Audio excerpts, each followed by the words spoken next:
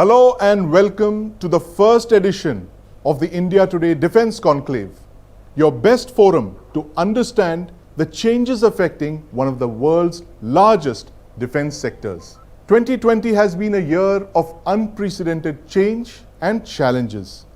India has had to deal with a pandemic, an economic downturn, and a national security challenge on its borders. But as they say in India, sometimes it takes a crisis to bring about change. What are the changes this sector is going through? We'll let you know. We would like to thank our presenting sponsor, the Darwin Platform Group of Companies, and our associate sponsors, Navantia and Solar Group. I would now like to call upon Mr. Raj Chingappa, Group Editorial Director, Publishing, India Today Group, to please inaugurate the summit. Hello, on behalf of the India Today Group, I'm delighted to welcome you to this special Defence Conclave put together by India Today magazine. We are all aware of the external threats that India faces, even as we combat some of the gravest internal threats caused by the COVID pandemic. Our borders have turned hot with conflict. China has shown its aggressive intent on the line of actual control, and for the first time in 45 years, shots have been fired and precious lives lost. Even as our brave armed forces counter China's aggressive intent, Pakistan has been up to no good and made the line of control a bloody battle zone again. With two unsettled borders and two nuclear-armed hostile neighbors, India faces enormous security challenges. To meet them, India has the world's second largest army, the fourth largest air force, and the seventh largest navy. It is one of the world's top 5 defense spenders, spending over rupees 4.7 lakh crores on defense annually. But it also has the dubious distinction of being the world's second largest importer of defense hardware. Between 2014 and 2019, India accounted for 9.5% of the global sales of weapons. India's armed forces now face 3 major challenges. The first is modernizing its aging military hardware. The second is indigenizing its military hardware to ensure it is self-sufficient. And the third is harmonizing its combat power to ensure it can defend its borders and territory against any security threat. In 2020, the Modi government has rolled out a series of measures aimed at reforming its military and reducing its dependence on imported arms. The Defense Ministry's Atmanirbhar Bharat initiative, launched this May, has seen it roll out some of the biggest policy incentives to boost indigenous defense manufacturing and make India a hub of defense equipment. The Defense Ministry has set an ambitious target of doubling India's current turnover of $12 billion in defense manufacturing to now $25 billion or rupees 1.75 lakh crores in the next 5 years. This includes an export target of $5 billion, equivalent to rupees 35,000 crores worth of military hardware. The government has given a commitment of orders of rupees 50,000 crores annually to the Indian defense industry. It has also hiked FDI in defense under the automatic route from 49% to 74% now. These goals are enshrined in the biggest post-independence defense reforms announced by the Modi government in 2020. These include the creation of the new Chief of Defense Staff, an Office of the Department of Military Affairs, turning the 40 defense ordnance factories into corporates with accountability, and rolling out a new defense acquisition policy. All these are aimed at rationalizing our resources, bringing in jointness in the armed forces response, and realizing the country's goals of establishing a world-class indigenous defense industrial base. Naturally, the new policy has led to sharp debates on the kinds of changes it hopes to usher in. As the country's most read magazine, India Today has taken the initiative to stir the discourse in this direction by bringing together key stakeholders from the armed forces, the defense ministry, and the scientific community to discuss the major issues. So, sit back and watch the upcoming sessions in this conclave that will provide you with a clearer perspective and clarity on the big issues confronting India's defense sector. Thank you.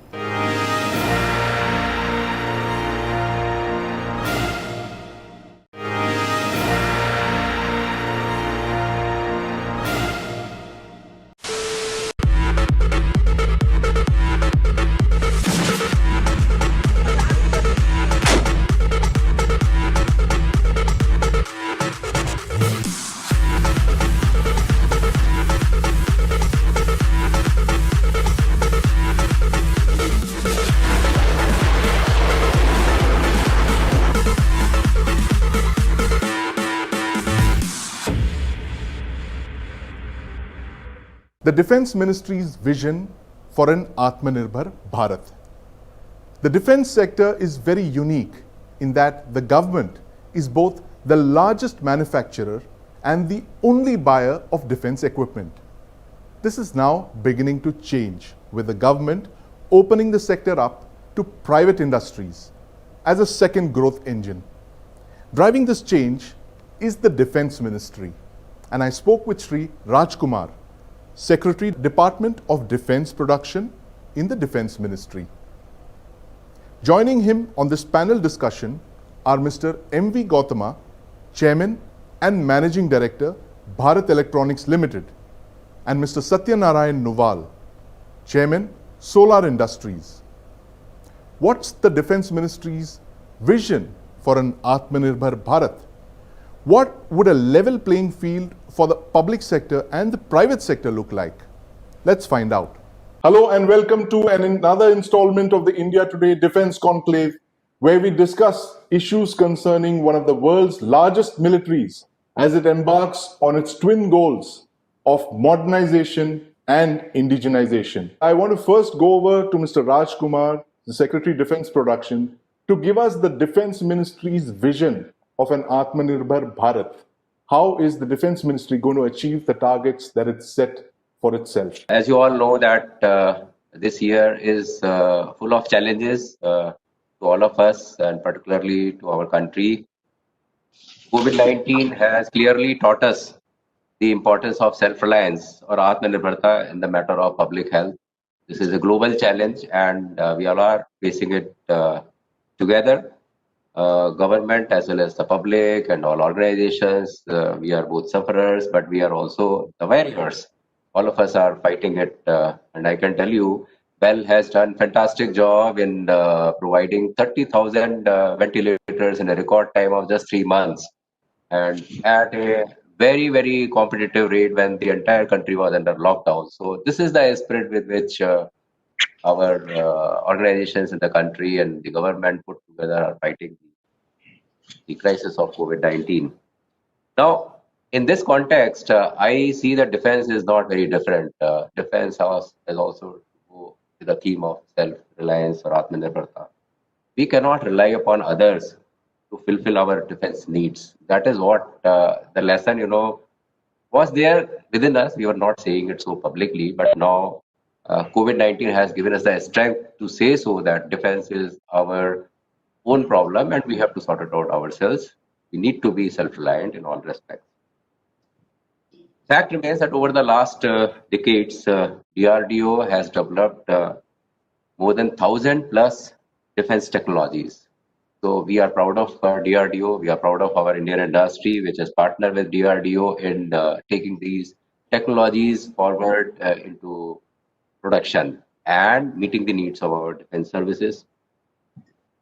Today, we are self-reliant in areas like missiles, sonars, light combat aircraft, fourth generation military aircraft, frigates, corvettes, artillery guns, small arms, carbines, and to a large extent, the entire range of ammunition. We have a strong base of defense industries. I can say that DPSUs, as they are doing fantastic jobs, so is the private sector, which has come up of age in our country, and they are equally contributing to this task of self-reliance or Atmanirbharta. So, as of now, in the opinion of Ministry of Defense, we have got sufficiently, strong base of indigenous technology, domestic manufacturing capability to meet our own defense needs. I can take you a bit backward and say that in 2016, the defense procurement procedure itself, we said that by Indian IDDM, which is called Indigenous Design and Manufacturing, Development and Manufacturing Capability, that will be our default option. That means whenever we try to buy something for our armed forces, the first charge would be given to Indian defense industry if they are having indigenous design development capability. That is what will be our first and most important goal. Then also we said we wanted to involve other than DRDO, the Indian industry in the development of technology. So that is where we brought in the concept of make one, make two, and that is how we wanted to promote indigenous R&D capability, design capability with the visibility of long-term orders. So that is how in 2016 we started this process of developing and relying on our own indigenous design capabilities and manufacturing capabilities. So now what is so different in 2020? We were just to need to have a kind of declaration of confidence and faith in our own capabilities. That is how I look at it. The Make in India or to the next level, which we call as Atmanirbhar or self-reliance. I'll tell you about the approach, that we, took in respect of Atmanirbharta and defense in different sectors. For example, defense manufacturing. You yourself just mentioned, that we have put embargo on import of defense weapons, equipment, platforms from specified dates to encourage and build domestic defense capabilities. First list of such 101 items has already been published in the month of August. And our chief of defense staff is in the process of preparing another such list of embargo on import of defense equipment and platforms. Similarly, expression of our confidence was that now we are willing to open up our FDI in defense up to 74% and through automatic route. Because we understand, some of the defense technologies are such, where the OEMs are not willing to share it with us. So we said, okay, you come and set up your manufacturing capability base in India, continue to own technology, retain it with you, but meet our needs by setting up your manufacturing unit in the country, and you cater to our needs. And also, if you so wish, you can use that manufacturing facility for export market. Another important decision was that to have a separate budget head for domestic capital procurement. The idea was, that there was always a kind of between the priority for spending money on imported item and spending money on the domestic capital procurement. So to do away with that kind of ambiguity, we said let there be a dedicated. More importantly, what we did in the beginning of last month, 1st October 2020, we changed the entire paradigm of defense acquisition procedure. Earlier, it was known as defense procurement procedure. Now it is called defense acquisition procedure. And we brought in certain, subtle and fundamental changes. For instance, by Indian category, which is called indigenous design, development, and manufacturing, as a default category of procurement. It was here earlier also, but we increased the level of indigenous content from 40% to 50%. In addition to make one, make two, and strategic partnership model, and by Indian IDDM categories, now these things have been reserved, as you can see, exclusively for Indian owned and controlled entities, where we are expecting them to aid to the domestic manufacturing capability. To facilitate setting up of manufacturing units in niche, high-tech areas where probably we lack technology, we have added one more category, which is called Buy Global Manufacture in India. That means the global entity will have to set up their manufacturing unit to meet part or let's say substantive demand domestically. We have also included the reforms in general staff qualitative requirements, the parameters, based on which the acquisition process proceeds. Offsets, that's another area, where we expect the OEMs to promote the industrial capabilities domestically. So we have now focused on attracting investments and acquisition of niche technology as part of the offset reforms. We have set up a portal which is called Srijan Defense Portal, which lists more than 5,000 items worth more than 12,000 crore rupees of imports in the last 3 years. We have opened it up to our domestic defense industry and thrown a kind of challenge to them that these are the items which we are importing over the years. Come forward. You can, have either technology transfer with the OEM or develop your own capabilities and provide us indigenous solutions. But we see that this defense acquisition procedure 2020 will further our goal of indigenization and Atmanirbhar into defense. Now let me come to the defense R&D per se. So in R&D, as I said, DRDO over the years has already developed more than 1,000 plus technologies and made us self-reliant. DRDO has also, done kind of, liberalization. They are providing free access of indigenous defense research technologies for eligible Indian companies free of cost. The only rider is that if you manufacture the product based on DRDO technology, if it is for armed forces, they don't charge any royalty. Only if you use it for exports, you use it for non-defense uses, then you have to pay a pittance, just 2% of royalty.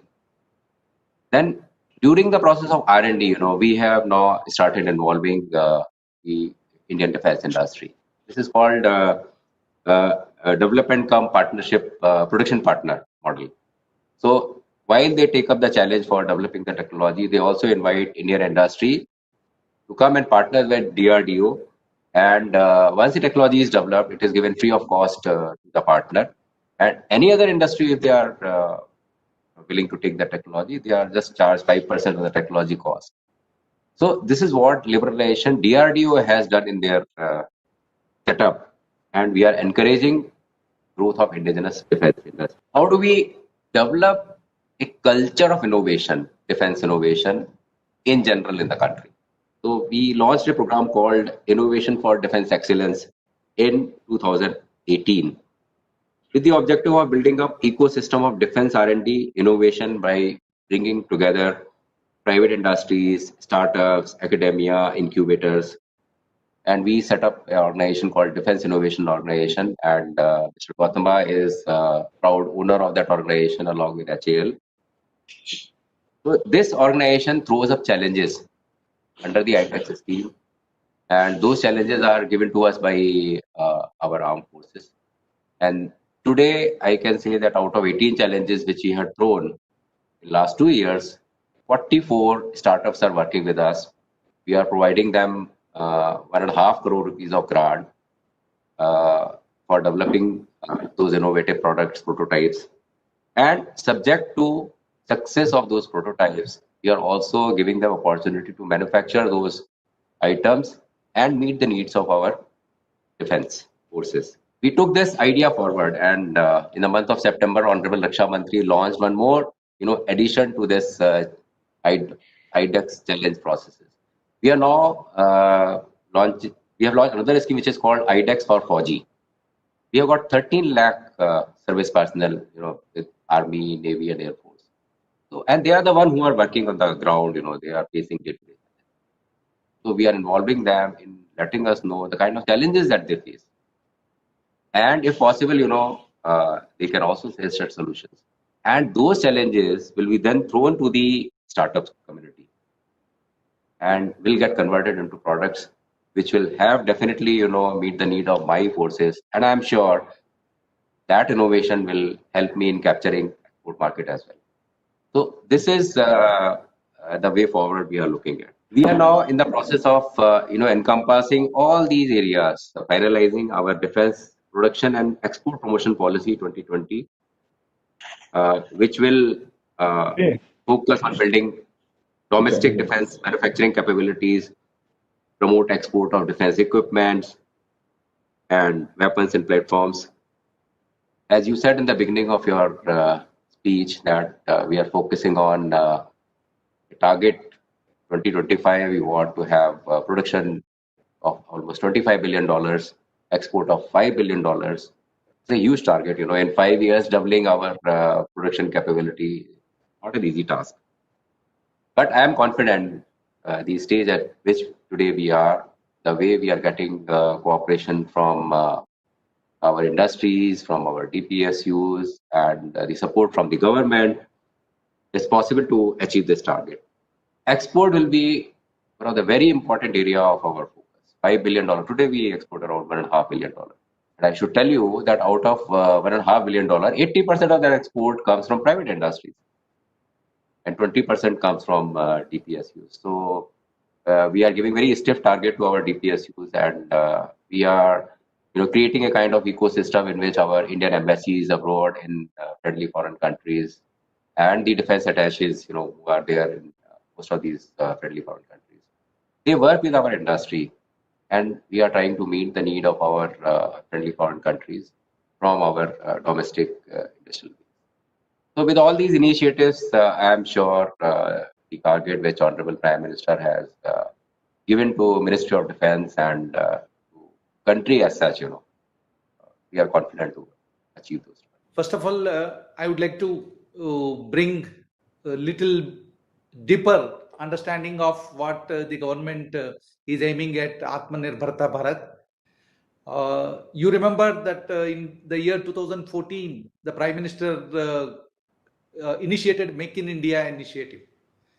So at the time, for industries like Bell in manufacturing sector, the goal was the manufacturing sector must contribute 25% of the GDP. So defense was also included under the manufacturing category. Now, at the time, the country positioned itself well embedded in the global economy system. So today, all countries are within the global economy and they are interdependent. So we were not seeing India as a separate, and we have got supply chain relationship. And the main thrust at the time was to ensure that the end product is assembled, manufactured in India with a good global supply chain partnership. So even the foreign investments encouraged those days, direct in defense up to 49%, was mainly to see that they utilize the manufacturing capacity in the country and build the final product type of. But the 2020 transformed lives of everyone on this planet. The COVID-19 has touched the way in which we are living in this planet. Today, under COVID-19, the biggest thing happened is all the countries got affected and the entire supply chain is disrupted. So in Make in India initiative, for example, healthcare was there as a wellness, and the pharmaceutical industry was there for manufacturing the drugs and concentrating on export. But the focus was missing on the ingredients required for bulk drug manufacturing or supply of bulk drugs and medical equipment. So the COVID brought and showed us a vacuum in the country, in the healthcare sector, for example. So when we started having the opportunity to manufacture 30,000 ventilators, here I must thank Secretary DP, Sri Rajkumar ji. During COVID period, he called us up and told that we must take this initiative and we must jump in and do it. And it was challenging for us, but today it is utmost satisfying for all of us in Bharat Electronics. So we found that the supply chain, logistics, there was so much of disruption that you can't face the pandemic with without getting these critical spare parts. So you need to have, we should have started R&D in these sectors probably a couple of years back or decades back. So that showed the vacuum in the country. So today the Prime Minister gave call for Atmanirbhar Bharat. A special package has been released so that we upgrade all our infrastructure towards that, utilize our buying power. The largest market is available in India. Utilize that buying power to ensure that we have self-reliant in India in all the spheres. So defense is not excluded in that, and in fact defense is one of the prime focus. So even after we are shortly going to celebrate 75th year of independence, and even at this stage we still have foreign dependency on our defense needs. About 65% of our needs are met through imports only. So now this is becoming a catch-22 situation. You have legacy equipment from legacy partners and you need to continuously upgrade them or continuously get the supplies of them, and we are in that trap. So for the first time, from Make in India, much bigger goal is set by the government. And under the leadership of Secretary DP Sri Rajkumar ji, today the defense industry in India is going through a transformational change. The goal set in front of is much bigger, much larger, and much visionary. The enablers are provided to us in terms of change in the policy statements, procedures. So today, with such helping hand from the government, in fact, industry has to rise up, and it is a big opportunity available in the industry. So in terms of non-availability of technology, today we can partner with any foreign company, form a joint venture where the foreigner can very easily come with a 74% investment in that. And if required, government is considering on critical technology even more than that, even up to 100%. So first, the barriers of bringing in technology are not going to be there today. The second is the negative import list is a real game changer today. The industry has got confidence that you make a product meeting the defense standards, meeting the defense services requirement, you are assured of procurement of that product, because the government is going to add it in the negative import list, and the user is has to commit procurement from us. So this is going to transform the way in which the private industry is also investing in defense. All these years, private industry was probably trying to invest only when an opportunity is given to them. But today, you have to generate opportunity for yourself. You bring a product, as Sir has explained, that indigenous content in the Buy Indian category also has been drastically increased. So if the industry comes up with a indigenous design developed product, the future of the industry is secure, because the government, the moment it is accepted, it is going to be put under negative import list. Third is, this is transformational policy change in bringing up the strategic partnership model, because there are positive strengths in some industries and we need to leverage those positive strengths, be it public sector or be it private sector. Instead of competing, it is the time where we need to collaborate. So I am very happy when you have called Mr. Satyanarayan Naval for this program, because we both are collaborating in manufacturing electronic fuses to Indian Army. A large number of fuses in the last 2 years we have manufactured, and I must thank the support Solar Industries have extended to us. We only make electronics, and they make us the entire explosive part of it. And in fact, the entire product is finally assembled in their facility, stored in their facility, and dispatched from their facility. This sort of collaboration is required. Our strength in electronics and mass manufacturing of electronics, combined with their strength in handling any explosive material with the safety standards and required processes, if we combine this, that's what is going to result in a good product and an exportable product. So that's what the country must look forward now. The target set in front of us for next 5 years, $5 billion of export is most welcoming challenge for us. And we collaborate in the Indian industry. I can tell you, we can do wonders.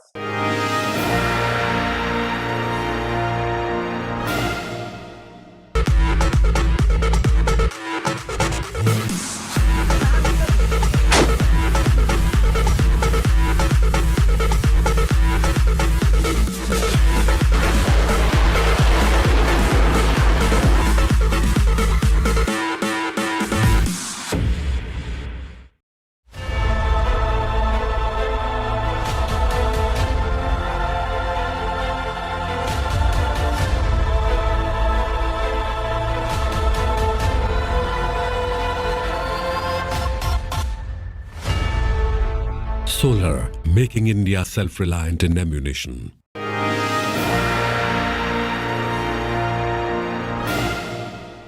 I finally want to bring in Mr. Satyanarayan Naval, who's been listening very patiently to all that we've been speaking over the last few minutes. I want him to give us a perspective of a private sector player, how he views the government of India's new policy in the light of his long years, waiting for orders, what it is like to be a private sector player with very key capabilities, and what it is like now in the light of the changed realities. Over to you, Mr. Naval.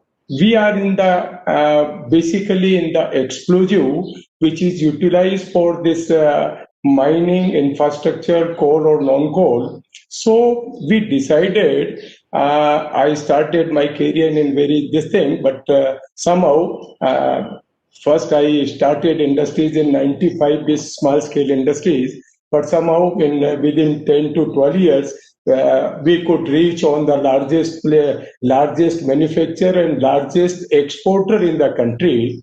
So I decided, because so many things, just I will take you 2 minutes. So as a small company of us, we decided if you want to, particular on the ammunition sector, wants to break the system, you have to invest whatever required. So we invest in the defense sector. We have put up the very modern facility.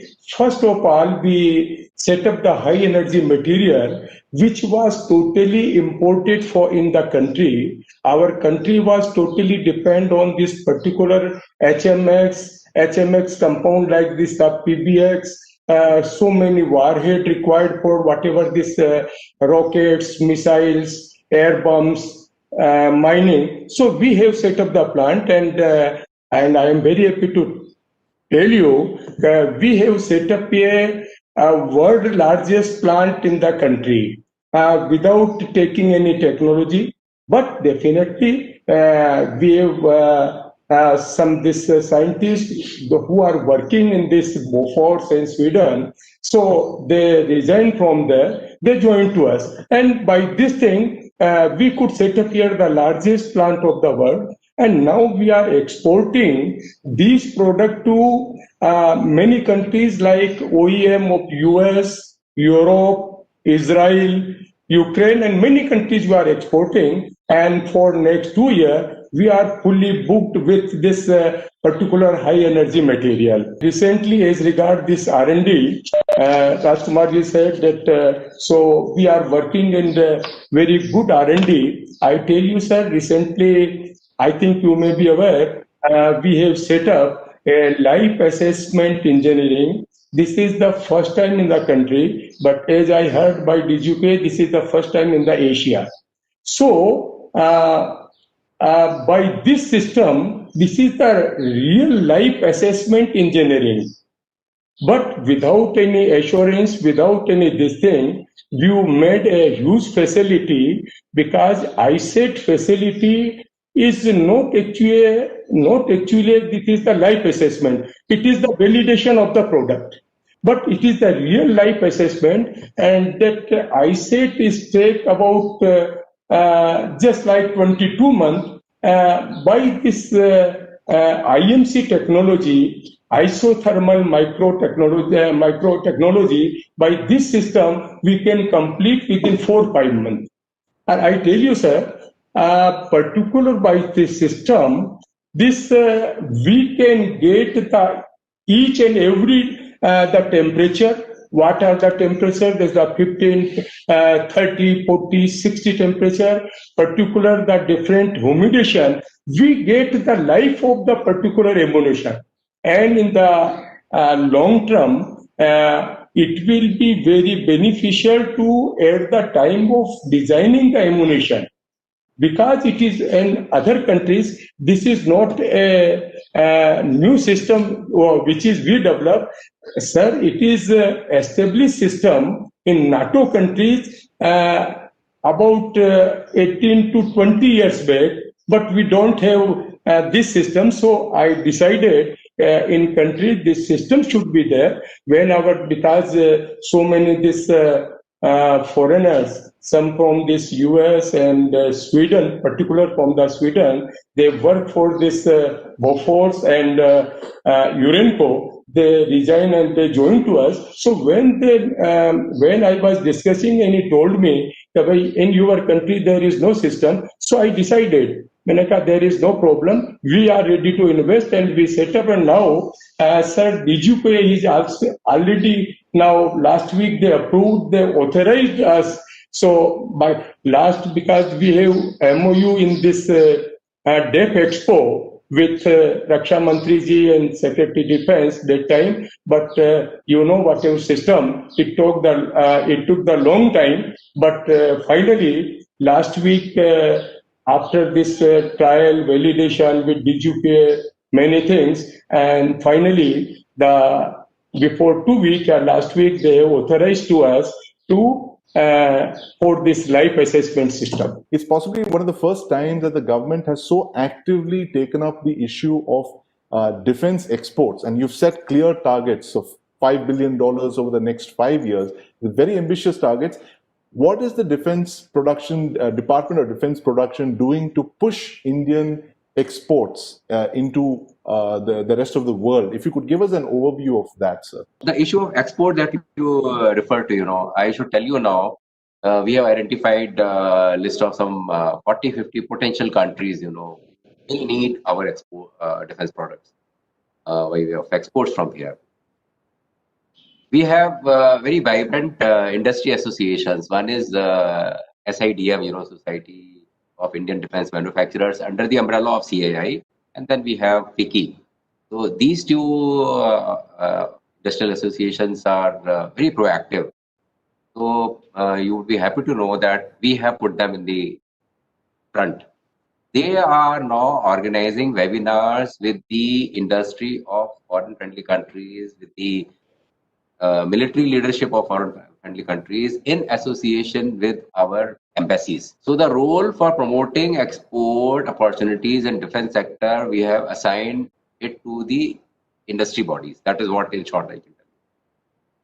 And I don't know whether I should thank COVID-19 for giving this excellent opportunity of, now mentally we are all tuned to interact across the board on this virtual media. So very successfully, our industry is interacting with the industry in friendly foreign countries, with the government and the military leadership. And our embassies, Indian embassies, are playing a fantastic role in organizing, such kind of discussion meetings. And I'm sure this is how we hope to capture opportunities in the export market in the defense field. Line of credit, by our Ministry of External Affairs, that you must be aware, So we are also using defense line of credit as an opportunity to promote our exports. We have this Defense Expo, Aero India. These two are our signature events, Ministry of Defense signature events. Annually, biannual events are there. So every alternatively, either we do F Expo or we do. Now we invite all these countries, those where we see export opportunities, where we see opportunities for collaboration. That is what Mr. Gautama and Naval also referred. So we want the leadership of those countries, the industry of those countries to come and visit these two events and look at what our industry is capable of, what products that our industry is manufacturing, and we can provide them to meet their requirement. Then we are also identifying major equipments, platforms, weapons. See, so far we have been focusing upon the smaller things, sub-assemblies, assemblies, components. But unless we go in for major defense, for example, I can tell you about Bharat Electronics. They have a wonderful product which is called Coastal Surveillance System. Now, in the Indian Ocean region, there are a number of countries, which need that kind of support from us for their own security. And very successfully, they have provided one such product to Maldives, for instance. So we are looking at product-based opportunities, and the moment you bring in a product, then we have long-term relationship with that country. And this is what we are focusing upon. I actually want to bring in Mr. Gautama here on this goal that you've set of defense exports, $5 billion. And you mentioned earlier on that your approach was to look at creating an ecosystem. Mr. Rajkumar says that it's also for product-based, to create products that you can export. How do you see BEL harmonizing these in terms of leveraging our expertise in defense electronics? The coastal radar system that we've exported to many countries is an example. How do you see Bell, using these to enter into defense markets of countries around the world? Today, we are being facilitated by our defense attaches and ambassadors from various countries, where we were not knowing that there is a lead existing. So first and foremost, today there is a tremendous change. In fact, all Indian defense companies are receiving leads from the government, with the support of the government. From Bell side, what we did, in order to give more confidence to those countries, we started opening our marketing offices in their countries. So today, thanks to the government approval, DDP approval, we have already commenced operations of our marketing centers in 6 countries. We had opened it in Vietnam, Myanmar, Sri Lanka, Oman, Singapore, and USA. And we are now shortly going to open up in Abuja, Nigeria. Now, these our local presence there is transforming the mindset, which otherwise most of the countries do not have a stated published defense acquisition policy like India, where you have got a fair opportunity for competition. Whereas those countries, the policies are decided by the running government, and it is different. So our physical presence today is transforming. Recently, in one of our neighboring country, we were able to compete in a global competition and beat China in acquiring order for 4 numbers of surveillance radars and sonars. So I can tell you that as Sir Rajkumar Sir has put, 5 billion looks bigger target today, but in couple of years we can see that it is more than achievable, and we will be able to cross it also. So we are bringing a transformational change in the mindset of those countries, that India is strongly today poised for defense export, and India is going to be a defense supply chain partner for those countries. And here we need to have, once we are trying to export something, we have a lot of export restrictions coming in by way of ITAR and such type of laws. And hence, the ecosystem is most important for us to create in the country first, to become a strong, reliable export partner. So that's where the platform like IDEX, Bell has got our own internal investment in R&D, apart from DRDO. We spend about 10% of our revenues back into R&D. Today, we have collaborative R&D partners, nearly 250 collaborative partners.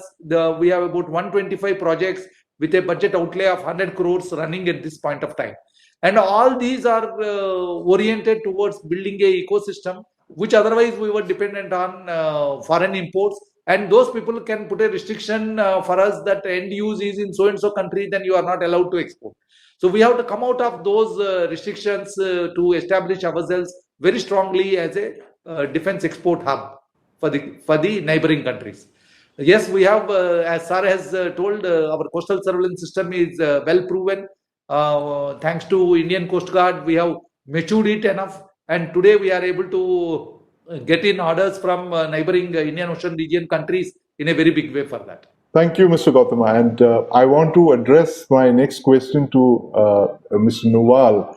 Naval ji, ये आपको एक defence entrepreneur के तौर पे आप हमें बता सकते हैं ये कौन से गुणों की जरूरत पड़ती है एक डिफेंस एंटरप्रेन्योर को इंडियन डिफेंस इकोसिस्टम में, अगर आपको तरक्की करनी हो तो आपकी क्या राय है इस बारे में? Sir, we started this industries last 10 years back, and last up to 8 years we are losing every year 40 to 45 crore cash loss. So ये मेरा बोलने का उसके पीछे ये था कि it's required, particular for the defense, is required the patience and perseverance. जब तक ये मतलब whatever government policies make, but trial, validation, these things, it is मतलब not like other products. So जब तक किसी एंटरप्रेन्योर में वो पेशेंस या पेशेंट नहीं है, then it will be very difficult. 5 billion का जो गवर्नमेंट का है, definitely no doubt, and it is very मतलब that proud for us. But मेरी एक हम्बल सजेशन ये है कि जो भी व्हाटएवर सर आपने जो ये डीएपी या डीपीएम है, तो वो टाइमलाइन जो है यदि वो कम से कम ठीक से उस पे हो जाए, क्योंकि sir I have experience particular for the so many product, but which we take the only the Pinaka. This RFP was the 2 or 3 years back. Again, it is become मतलब scrap हो गई. Now it is already DAC is clear, but after the even clear by the DOC, it's take the years and years.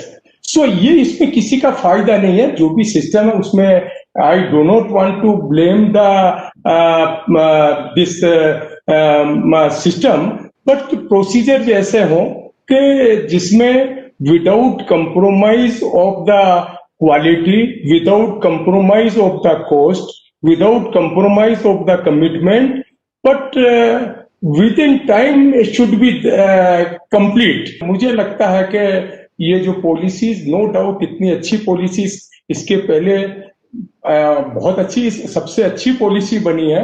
पहले भी कुछ अच्छी policies थी, but implementation इसको कैसे मॉनिटरिंग हो सकता है, ये देश के हित में ये करना चाहिए. मेरी बस एक रिक्वेस्ट है, क्योंकि हर आदमी हमारी तरह 10 साल तक वेट करके हर साल 40-50 करोड़ रुपया केस लॉस करके और वो इंडस्ट्रीज नहीं लगा सकता.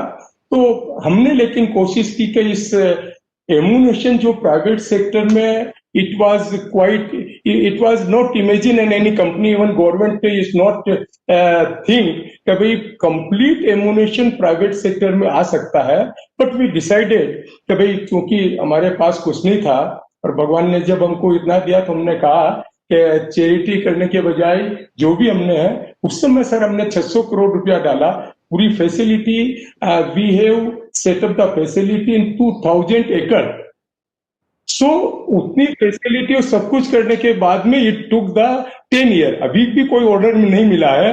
अब जो कॉन्ट्रैक्ट साइन हुआ है, मुझे लगता है वो दिसंबर या जनवरी से शुरू हो जाएगा. तो हर चीज पॉसिबल है, लेकिन इसमें जो भी एक पेशेंस जब तक नहीं हो, पेशेंस नहीं हो, तो इसमें ये रखना पड़ेगा और ये उनको बताना पड़ेगा कि ये ऐसा नहीं है कि अभी गवर्नमेंट का यदि सपोर्ट, जो पॉलिसी है सपोर्ट है, और ये टाइमलाइन यदि ठीक से मीट हो जाए, तो मुझे लगता है कि इसमें कोई दो राय नहीं कि हमारा जो भी टारगेट इसको हम अचीव कर सकते हैं. धन्यवाद नवाल जी, आपने बहुत अच्छी बात कही कि पेशेंस, परसिवियरेंस और पैशन की जरूरत है इस डिफेंस फील्ड में. और उम्मीद है कि गवर्नमेंट ऑफ इंडिया की जो नई PI है पॉलिसी, उससे ये सारी चीजें सॉल्व हो सकती हैं और देश आत्मनिर्भरता की तरफ बढ़ सकती है. और on this note, I want to thank all our speakers for sparing your valuable time. You're all very, very busy individuals, and thank you very much for coming here and speaking. We now have a special message from Mr. Ajay Harinath Singh, Chairman and Managing Director, Darwin Platform Group of Companies. Atmanirbhar Bharat. Salute to the Indian Army, Navy, Air Force, and to all the agencies of India. It's an honor to be a part of the nation which is developing their own helicopters and fighter jets like Tejas and tanks within the country. The government of India is right now doing a planning of Atmanirbhar Bharat, which is substantial, known to be one of the best movement done by any other Prime Minister until then. Shri Narendra Modi ji has done fantastically good. Our organization, Darwin Platform Electronics INC, is doing too good in the same division of defense. We have been parting hand in hand and making manufacturing things in India, within India. Borders divide, but unanimously, people should understand that borders are also created by us. Defense is the backbone of the government, and government stand on defense. So if our defense system is powerful, robust, we are safe. Darwin Platform Electronics INC is in hand in glove with the Government of India Ministry of Defense, under controlled by the Prime Minister of India, Narendra Modi ji. We will be manufacturing every single thing in India. All technologies will be done in India. Every single thing will be with the permissions of DRDO Chief G. Satish ji, and every single thing will be licensed. I'm very happy to say that the Darwin Platform Electronics INC will not only give its best deliverables to the Indian government, but also to the international market on a legal platform wherever the Indian government gives us permission to do it. Proud to be a Darwinite. The movement of defense headed by Shri Rajnath Singh, our top leader Shri Narendra Modi ji, the Honorable Prime Minister of India, DRDO Chief G. Satish ji, and CDS Chief Sir Bipin Rawat, is actually one of the finest movement ever done by any other country till date. What I see that India will develop every single equipment of defense within the premises and the borders of India in the coming decade. People think that India is actually developing. No, it's developed. You should understand that Atmanirbhar Bharat is making India more powerful than your imagination. We, with the people of India, within the country, by the country and for the country, will do anything to make this mission successful, which has been implemented by our Honorable Prime Minister Shri Narendra Modi.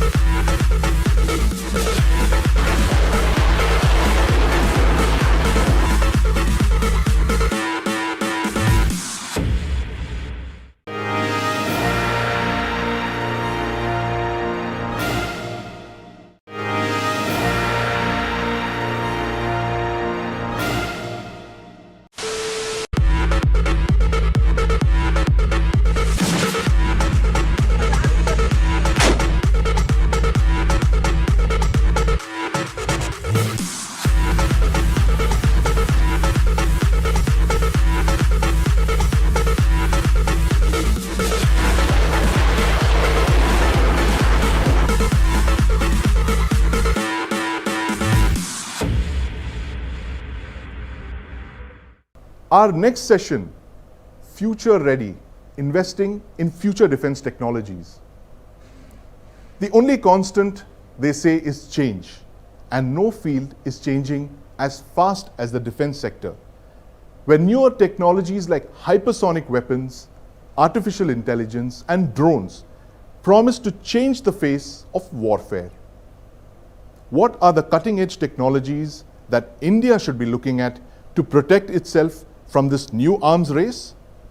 Joining me in my next panel discussion are Dr. G. Satish Reddy, Chairman DRDO, Secretary Department of Defense Research and Development; Mr. Baba Kalyani, Chairman and Managing Director, Bharat Forge Limited; and Lieutenant General P. Ravishankar, former Director General Artillery and presently Professor, Department of Aerospace at IIT Madras. Hello and welcome to the India Today Defense Conclave, where we debate the issues facing India as it embarks on its twin path of modernization and indigenization. Without much ado, I want to invite Dr. Satish Reddy to speak about the technologies that India should be investing in for the future to ensure that we stay ahead of the curve. Dr. Satish Reddy, over to you, sir. Thank you very much, Sandeep Punitan, for giving this opportunity to give some of my views and ideas, and also to share this platform with Baba Kalyani ji and General Shankar, with whom we have worked and we have been working with them also. See, today, when you look at generally, India has been a technology follower. I always say this. We have been seeing that elsewhere in the world, some technologies are developed and some product comes out and some equipment comes out, and then you also come to know about it and you start working on that, you develop the technology and then you develop the product and then, yes, you say that we also have developed what has been generally the trend till now. So I keep saying that from technology follower, you have to become a technology leader. It's one of the important things. So you need to identify many technologies which are emerging today and which you have to work on them and make sure that you are able to develop those technologies. To do that, what is your actually core strength and where you have already got developed many strengths is one thing. You need to look at yourself and then also look for those technologies which are coming. So firstly, when you look at the technologies today, I think the Indian defense whole ecosystem has come up very well in developing many of the missile systems, many of the radar systems, many of the electronic warfare systems, many of the torpedoes, many of the AVAC systems. And today we are talking about sonars, we are also talking about guns, and we are also talking about combat vehicles and communication systems and all that. These are some of the things which you have actually developed. And now also you have entered into the area of the spectrum of developing the fighter aircraft and also some submarines, shipbuilding, and other related activities. But when you look at the trends that are coming up in the today, when you look at one is very important thing is in the missiles domain, you're talking about hypersonic missiles, you're talking about hypersonic glide vehicles and all that is one of the very important areas which are coming up. Then we are talking about the radars, you're talking about very long range radars, you're talking about over the horizon radars and skywave radars and things like that. It's another area where it is coming and talking about radars like photonics radars with gallium nitride technology and various phased array radars and all that is one of the very important areas. Similarly, you're talking about very high electromagnetic pulse, electromagnetic energy, talking about laser powers, laser energy, you're talking about terahertz technologies, talking about materials which are very lightweight and which are high temperature, high strength materials. Is another area which is very, very important for anything which you have to look into it. Then we are talking about high energy propellants, high energy materials, where actually when you talk about range, for a given fixed range, for a given fixed payload, what is the weight you can have? What is the minimum weight what you can have compared to any world standard is one of the parameters what you need to look at. And similarly, on the other side, when you talk about, you're talking about lightweight, most modern, new generation tanks we are talking about, guns are automatic. Yes, the country has achieved the world's longest range gun, which Bharat Forge is a partner to that. And we, Bharat Forge and Tatas have together worked on it and developed it. But then there are lightweight guns and with much better ammunition, guided shells. Talking about in the aircrafts, you need to definitely look at uh, aircrafts like fifth generation plus aircraft, which are stealth aircraft like AMCA, is one of the technologies which we need to develop. Then, most importantly, today we are talking about cyber side. Cyber security is one of the important things. Cyber and space are the fourth and fifth dimensions of warfare. Cyber, we need to develop a lot of skill set in the country, lots of youngsters, we need to attract them, and a lot of startups need to come up in that area. Firstly, talking about cyber defense and if required, cyber offensive. So these are all some of the areas where we need to concentrate in the advanced technologies areas. And all of us working together, particularly the academia working on basic research to applied research, the laboratories like us working on applied research to translational research, and the industry taking from translational research to the product and producing them with a sustained quality, and also having a research in the niche. But what we are looking for is the industry should be able to develop many of the things with the technologies base which has been developed in the country as a BTS items, built to specification items. Then the laboratories can concentrate more and more on advanced research and come out with new and newer products and newer technologies is one thing. So this is the way, actually, if you can work on that and work on these technologies, you are not lagging behind the advanced nations and which are coming out with advanced and futuristic products. You also will be able to come out with those products in the similar timelines. We have done this in some of the areas. We are one of the fourth nation, one of the fifth nation, one of the sixth nation in development of many of the advanced technologies. Yes, that domain has to expand a lot. Second thing is we need to see that our indigenous content, which is roughly about around close to 50% is the indigenous content in the armed forces, that has to go to a much higher value, more than 80 to 90% of the value. For that, whatever technologies which we are lagging, the gap is there. Those technologies have to be focused and also to be developed in the country so that we don't import, whereas we become exporter of this technology. That is what we need to work together, all the three elements in the ecosystem of defense. Right. Thank you very much, Dr. Reddy. I'm going to bring in Mr. Baba Kalyani, who's been listening to what you just said. Mr. Kalyani is, as I said earlier, has made some very interesting investments in the defense space, particularly in the areas of artillery guns and in land systems. Over a decade ago, when people were not even willing to invest any money in the defense sector. So, Mr. Kalyani, could you tell us how you see, what Dr. Reddy mentioned, the fact that we need to invest in all these emerging technologies. As someone from the private sector, how do you approach this? I mean, what are the kind of areas that you see this civil-military fusion that we were talking of earlier happening? I honestly think there is a new direction that DRDO has got now. And the policies of the government, the Honorable Prime Minister, this whole concept of Atmanirbhar Bharat is playing out very, very well. When we have institutions like the DRDO developing all these advanced technologies, you also need, as you said, translation of these technologies and research into production. Now that's where we come in as industry to translate technologies and research into production, and not just production in terms of make it to print, but also add some value and add some knowledge and keep innovating and keep making it better and better, so that the intellectual property resides with us and we become a nation that can export high-end products in the defense and aerospace field. Dr. Reddy mentioned about ATAX. We are one of the partners involved in building this gun. And, we have in this gun, it's 100% indigenous.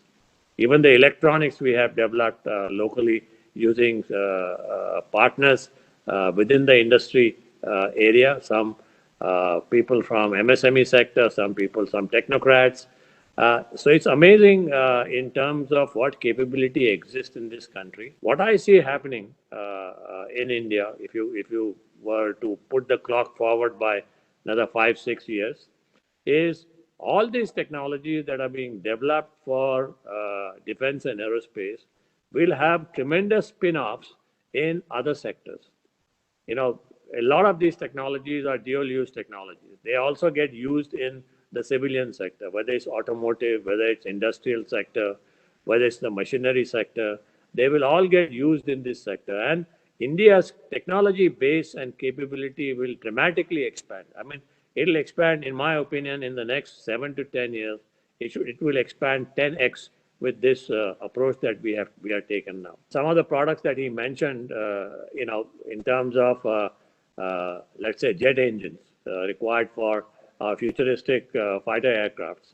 I mean, today, I think that's one technology that this country has not mastered yet, and it needs to get mastered because it's an important technology. If you look at the statement that China made just a few days ago, I'm sure you have also seen that somewhere. It has, last Thursday, matter of fact, it has vowed to build the fully modern army by 2027 and move towards technology self-sufficiency and meet all its development goals. And this, if you read with the backdrop of Made in China 2025, where they have listed all the technology verticals that they want to master, they have a goal. And I think we need to set similar goals. If India has to stay relevant in the emerging new world order, we need to have, just like what our armed forces are doing on the borders today and showing their capability, we need every citizen in this country, every organization in this country needs to get up and create the force that is capable of multiplying itself using the technology that is developed within the country. And I think We have immense capabilities here. Thank you. Thank you very much, Mr. Kalyani. Thanks for those thoughts. And I want to bring in, without any delay, I want to bring General Ravi Shankar in to give us the user's perspective on just what you've heard. You've heard the designer, you've heard the manufacturer. Now, could you give us a user's perspective of how you see the battlefield of the future? What is the future battlefield going to look like? What do the Indian Armed Forces have to be ready for? What I'll do is, whatever they've said, I'll put it in the operational context. What's happening and what's to happen ahead. So I'll put it in the form of a slide show. You'll have to bear with me. At the outset, let me say, are we future ready? Not as it. Are we investing in future defense technology? Yes. At the same time, I might also like to say that the fact that we've been able to hold China on a leash in the eastern Ladakh with the technologies which we have, which are not less, speaks volumes of what our base is. And we need to go ahead. That's a given. But then what is the scenario in which we're going to go ahead? That is the issue which we have to look at. Today is a area or the era of the multi-domain warfare. That's happening today, right? Old domains of air, land, and sea are there. But like what Dr. Reddy spoke, space, cyberspace, nuclear, electromagnetic spectrum, energy and resources, of course, politics, ideology, economy, these are all kicked in. Public opinion, legal and influence operations. All these are technology driven heavily. And this war is going to be happening in peace and no peace conditions, day and night, by multiple actors, non-state actors, and what have you. The last generation, we spoke of revolution in military affairs during the Gulf Wars. But today, a whole lot of disruptive technologies which have already been spoken have come up. That's what in the center in the blue, right? And what we're looking at ahead is something called disruption in military affairs. Military affairs are being disrupted as never before. Never in my life have I seen how things are changing. Okay, so what if? Let's see, how do you correlate these disruptive technologies with lessons from Ladakh? When I thought over it, I felt, look, in Ladakh, we needed battlefield transparency. So what does it transfer into technology? You look at space, you look at GIS, you look at manned, unmanned system, you need to look at night vision sensors and so on. You need reach, range. Dr. Reddy did speak about it. That means you need new propulsion technologies, you need manned and unmanned systems, control and guidance technologies of the latest variety. Precision, very important. As you reach farther, you need precision. That's how cost advantage kicks in. But then there's a technology requirement of terminal guidance, you need seekers, AI. AI is going to be all pervasive in most of the systems tomorrow. You need space, again, it reappears. So many of these technologies start reappearing. You need technologies for designation and acquisition. Networks, very important. Today, we have already entered the era of networks. Already some of our fire control systems are networked. Then are you looking at communications? Do you want 5G or you want to stick to 4G? Something like, why do you want to have something futuristic when what is there today can work well? Fiber optics, cyber tech, AI again, energy. Energy is something which I think we have to look at very seriously. Battlefield requirement of energy is going to be huge in tomorrow's domains of warfare, any warfare. You very seriously have to look at renewables, fuel cell technologies. Energy requirements are both for ground systems and for living, even there. Then, what about mobility? In terms of lightweight materials, the infrastructure which you need on our border areas, you're going to have different technology altogether. You can't divest yourself away from that kind of technology for infrastructure in the border areas. Permafrost technologies, quick setters. I mean, the works are these are all indicators, but I think we need to do quite a bit. It's not that as if we are not doing it, but are we doing it in a focused manner? That's the issue. We need to focus. It's not as if the technology is not there, right? Then survivability. We need individual production, collective production, medical technologies. Very huge. How are you going to get these medical technologies up at 16 to 17,000 feet? We can never forget that most of our battlefields tomorrow are going to be in the Himalayan region. There's no choice but to fight at 16 to 20,000 feet, whether it's in the north or in the east. And then, of course, weapon protection.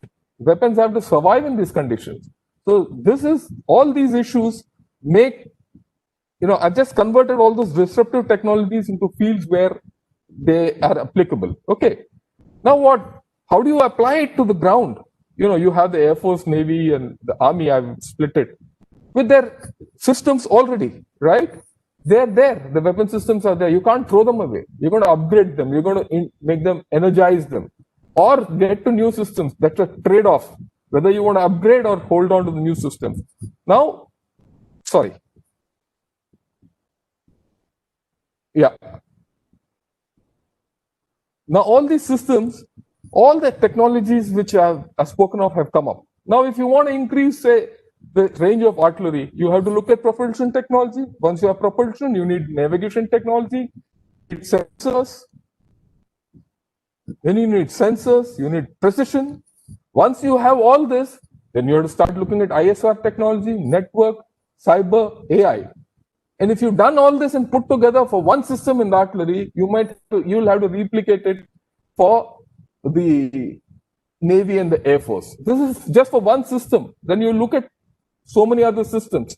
So it's a many-to-many environment in which we have to work. So you need to rethink the whole story. Okay, how do you do that? Right? I think the time has come to put the services as the pivot of procurement. Right?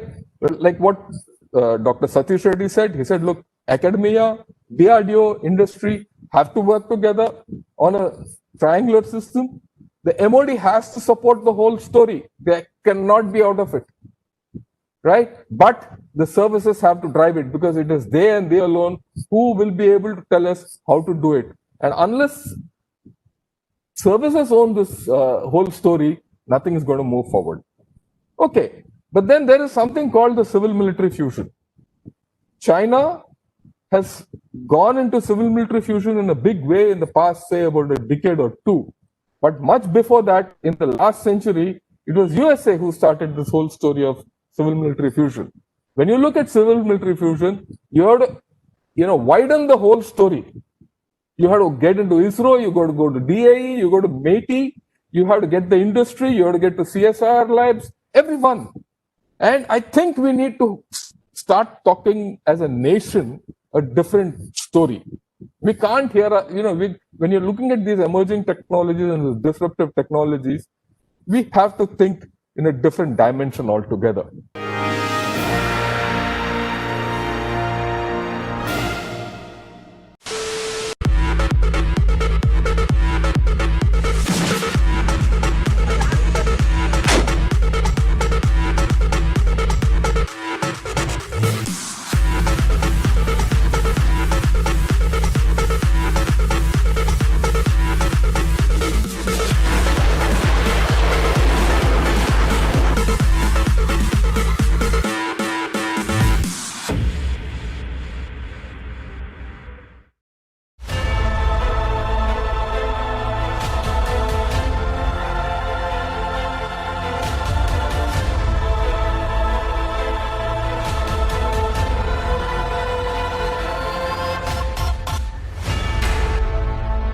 Solar, making India self-reliant in ammunition.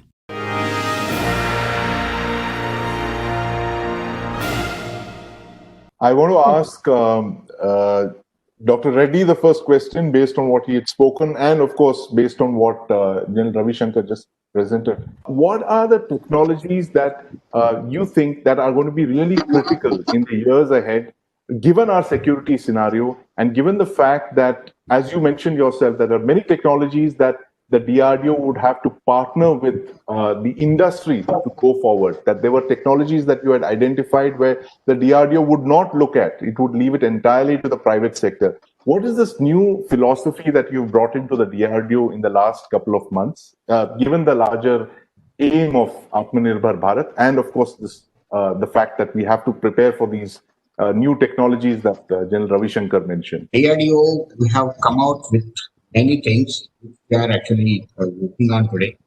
Firstly, industry, we have brought them as DCPP, development cum production partner. That means if I am taking up a project, any, let's say, radar development or a torpedo development or a missile development, day one, the industry joins as a partner. And we'll be working together, and industry is part and parcel of it, and industry works with us in the development. Automatically, the knowledge is automatically is passed on and shared. And the first development model which we'll be testing will be coming from the industry. This is one important thing which we have worked with the services.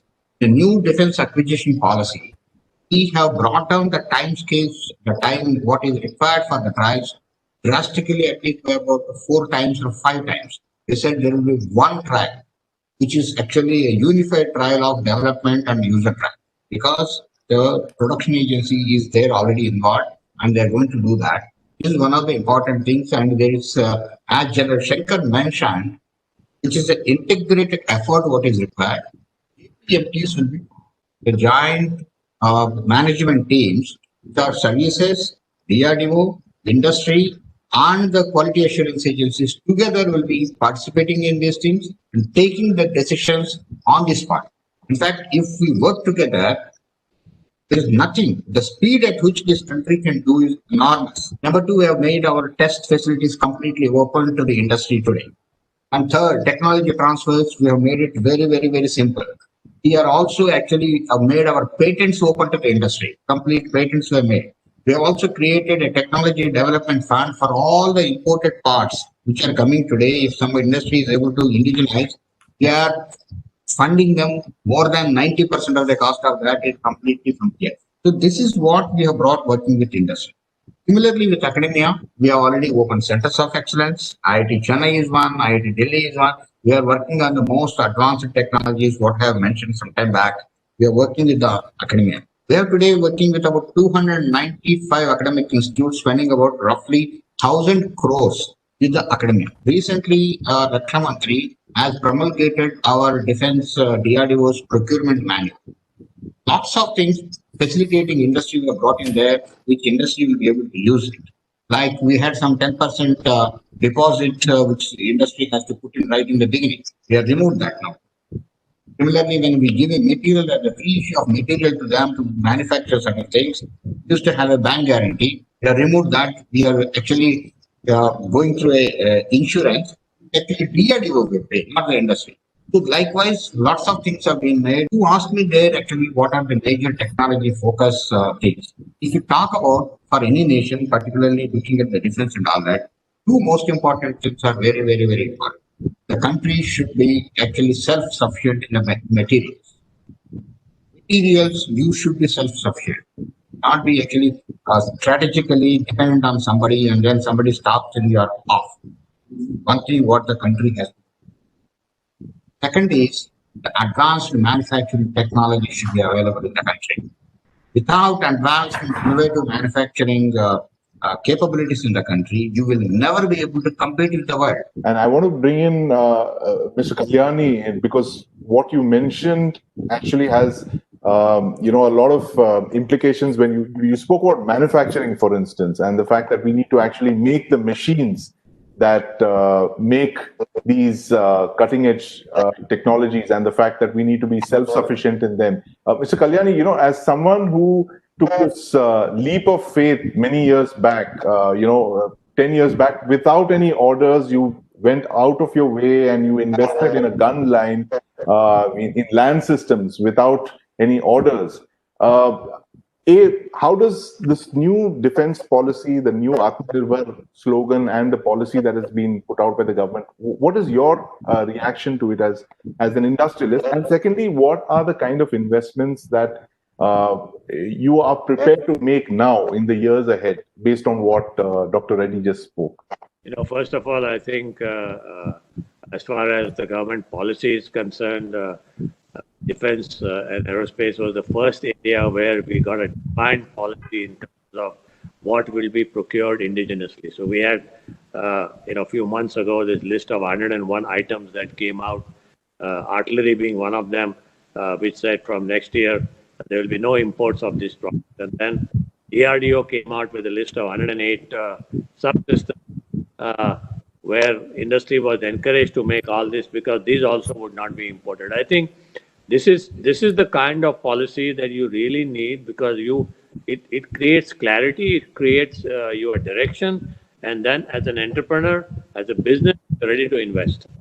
Of course, we made the investment much before because we were passionate about it, and we felt that just like what we did in our normal forging business in 1991, we made huge investments to convert a very high level of, from simple technology to a very high level of technology using brain power rather than muscle power. And we betted on the world to create ourselves demand from the world market.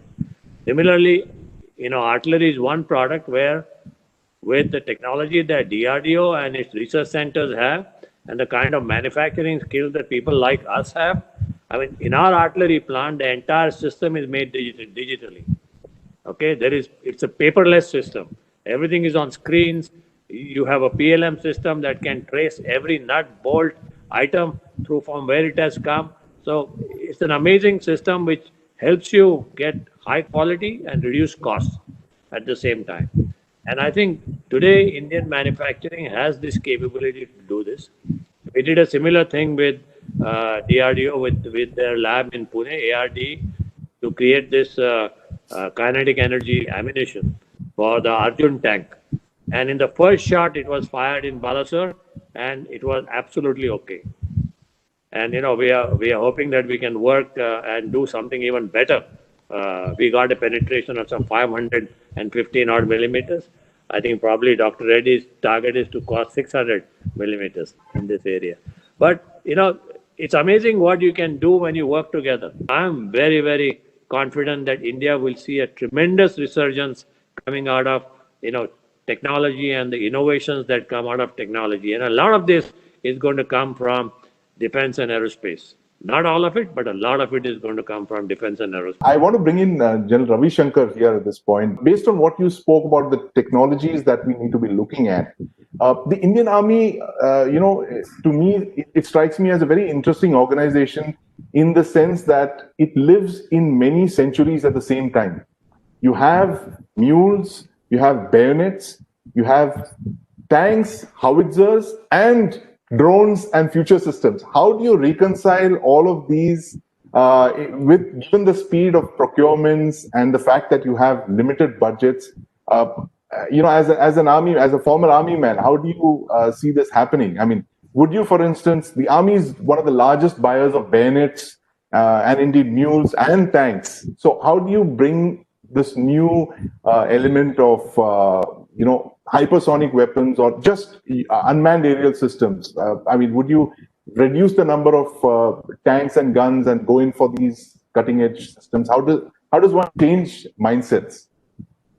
Right, that's a very interesting question, and I'll answer it in different manners. The first thing is the terrain at which we work.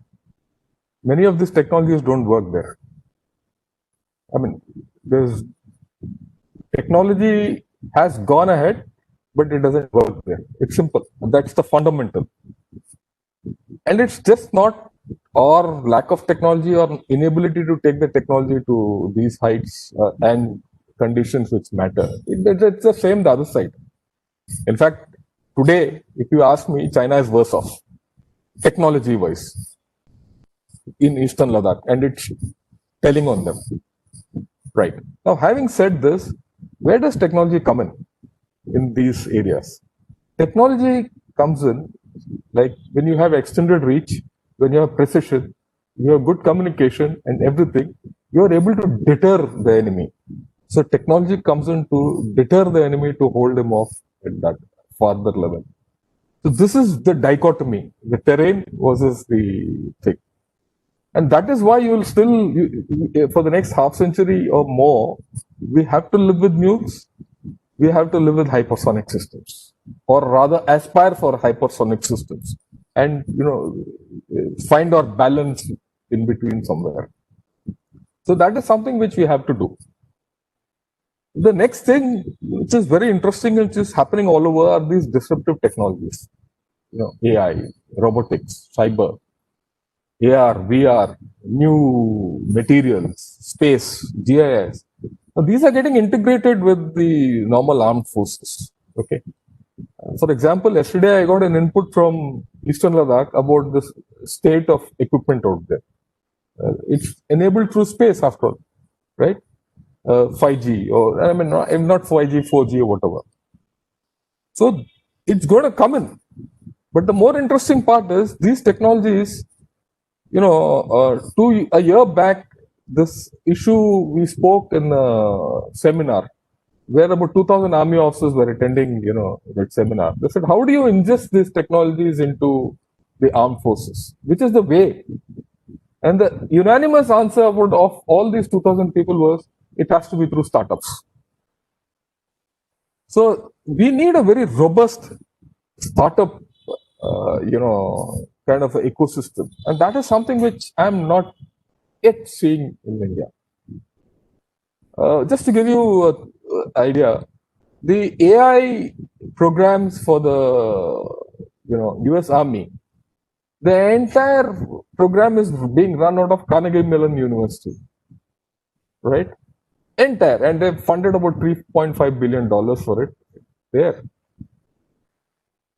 The reason is simple. These technologies are being executed and made by young minds. People like us are old, right? And you have to go to them and get this technology from the grassroots level. If you don't do it, someone else will take it. Again, I'll give you an example. I had a student of mine who had incorporated AI into a small drone, which did some recognition, which did counting and everything. Personally, I thought it was a fantastic piece of innovation. So I took it to the Army Design Bureau. I took it to NDMA. I took it to a number of people, right? And everyone pointed a finger at the other guy. Because, the realization and the potential of this is not there.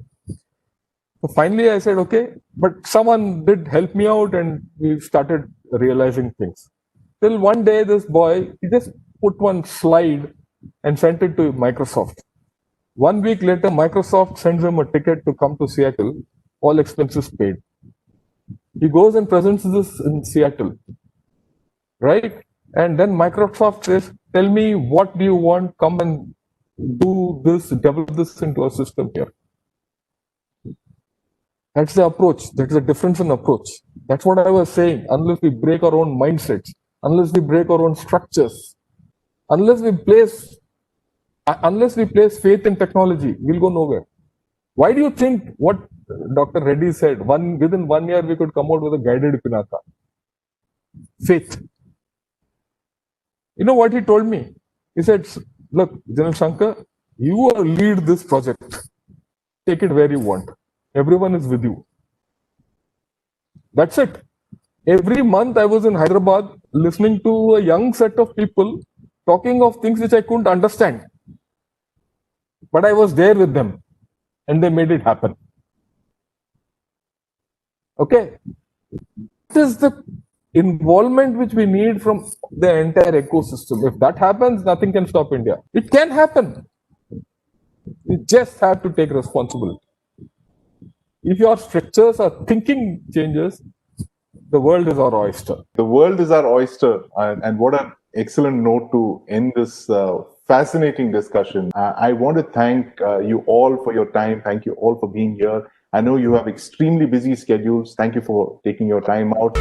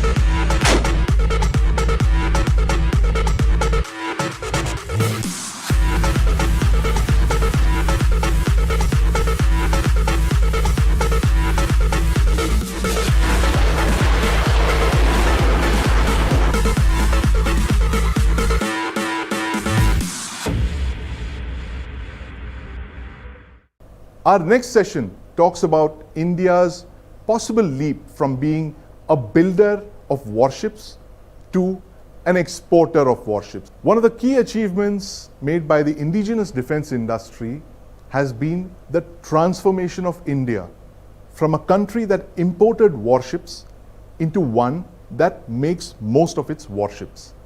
We now look at whether Indian shipbuilding can make that leap from a builder's navy to an exporter's navy.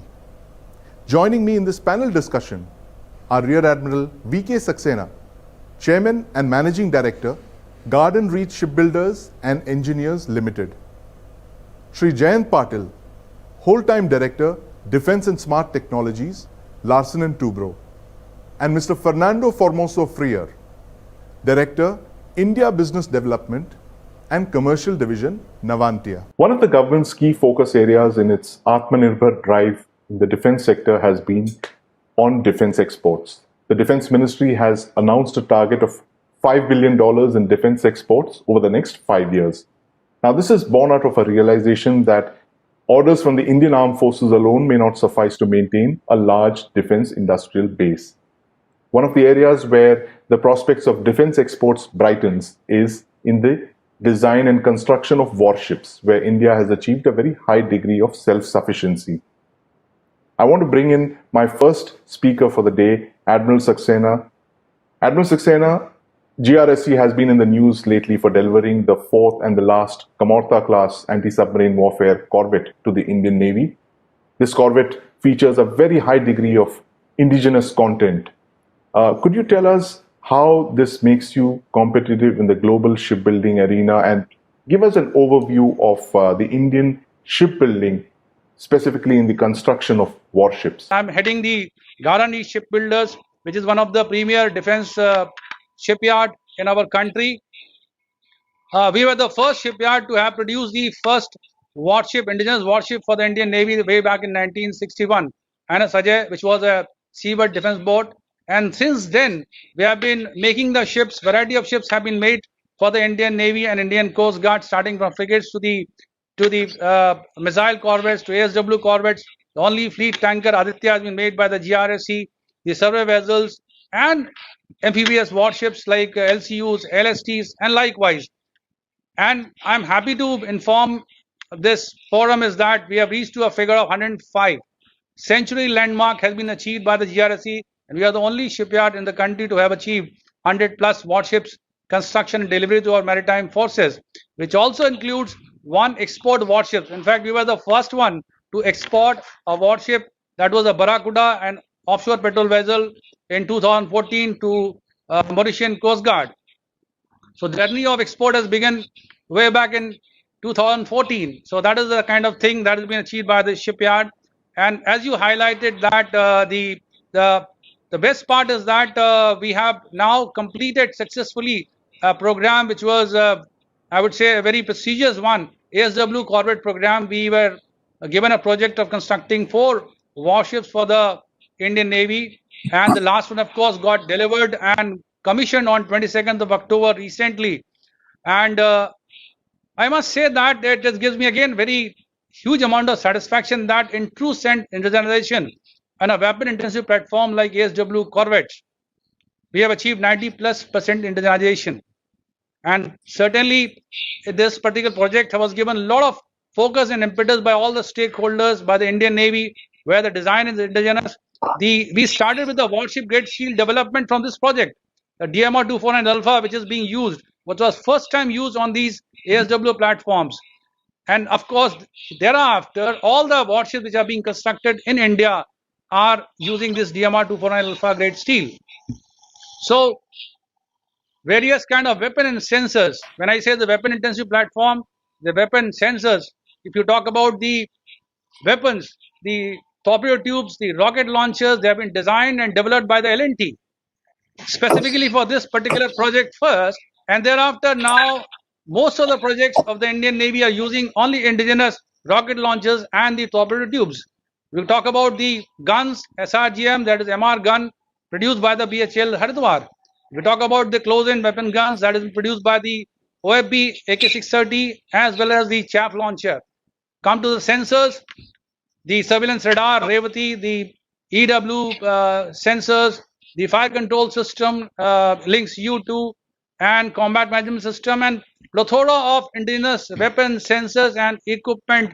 I think it is a great mix of both private and public sectors to produce this kind of a platform, weapon platform. And with this today, I would say that India can happily say that yes, we have reached to a great Atmanirbhar kind of a level.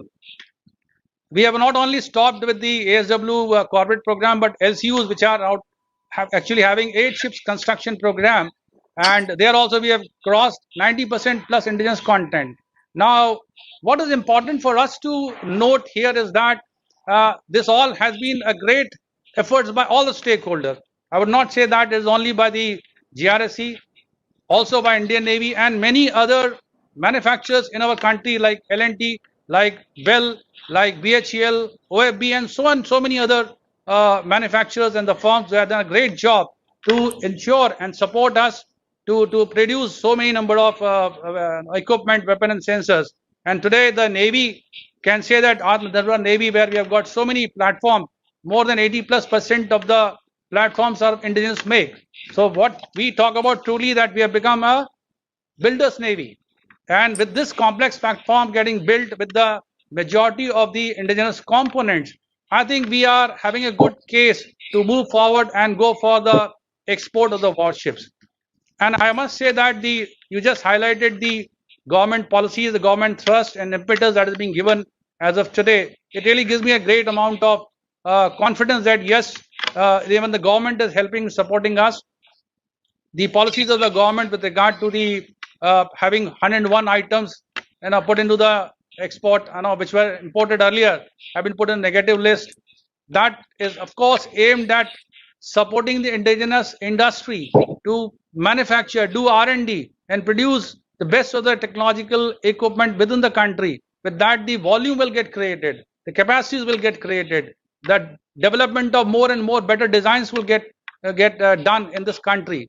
And with that volume getting done in this country, not only is going to meet the requirement of our own forces, but we can move out and start exporting those kind of equipment and the platforms. So that is what, and also in addition to that, you all know that the another policy has come in that less than 200 crores, everything has to be manufactured within India. Beyond 200 crores, only worth of the equipment and items will have to be sent across for global tendering. And if I see that in 2016-17, we simply had only 131 odd million US dollars worth of the defense export, which has certainly gone up to 1.5 billion in 18-19. And the target by the government of India has set as a 5 billion. So now the 5 billion is not a, I would say, a very tall order. It is all possible, but it is going to be achieved by the platform. If you export the platforms, and platform probably would be either we look at the warships, not simple warships or not small boats, etc., but we have to go for the high-end warships for the export. And I think that we have the desired now the capabilities. Certainly, I would not say that we have reached to a level of that maturity that 100% indigenous equipment, etc., are completely done up here. But now, having the design capability getting built, we have got the best of the shipyards like defense public sector shipyard, L&T, etc., with us, and the capabilities are world class, and the equipment to a large extent are also getting industry made. And I hope that in the coming decade or so, in coming years, we will certainly develop more and more capabilities in our country to produce state-of-the-art weapon and sensors. Thank you for that fascinating overview of the story of indigenous warship building in India, Admiral Saxena. And I want to bring in my next speaker here, Mr. Jayant Patil, who heads the defense business of one of India's largest private sector conglomerates. Mr. Patil, could you give us your perspective on how you see India making this transition from being a builder's navy to an exporter's navy? Thank you, Sandeep. And let me make the picture complete. After hearing Admiral Saxena, I felt there's one or two additions. What Admiral actually sort of glossed over. I won't say missed out, but glossed over. I think one fundamental point which started with Indian Navy was the need to actually to be a builder's navy, and with that, of course, he talked about the design. So the platform design as a whole started happening in the country, but a platform by alone, all of us in shipbuilding know, would constitute less than 25% value.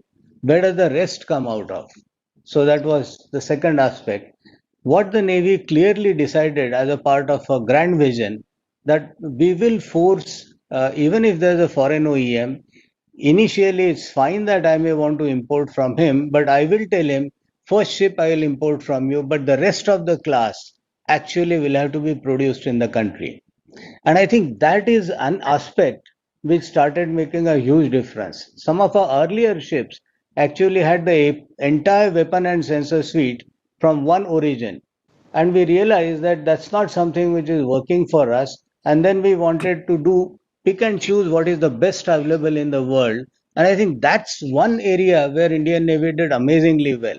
Now, when you bring in the east, west, and all kind of equipment, you need an enormously good capability to integrate. And I think that's essentially the VESI came in. I think the design, the VESI, the control in terms of specifications, and of course the quality control, and then building an entire ecosystem. The strength of Indian Navy today, in terms of if we were to look at, is this ecosystem. Clearly, you can see three tiers of industry in it. There's somebody who can completely build warships, someone like us in terms of Larsen Toubro, who just about in a decade, we started our first orders have been in 2010, but till date, we actually are knocking at delivering the 61st vessel. So that's one aspect, and we had to some extent an advantage that we were building each of those equipment. Must say that over the years, in terms of weapon systems, in terms of engineering equipment, in terms of logistic systems that go on ships, in terms of varieties of life support systems that get fitted on, and most of these actually have been fitted all along last 25, 30 years.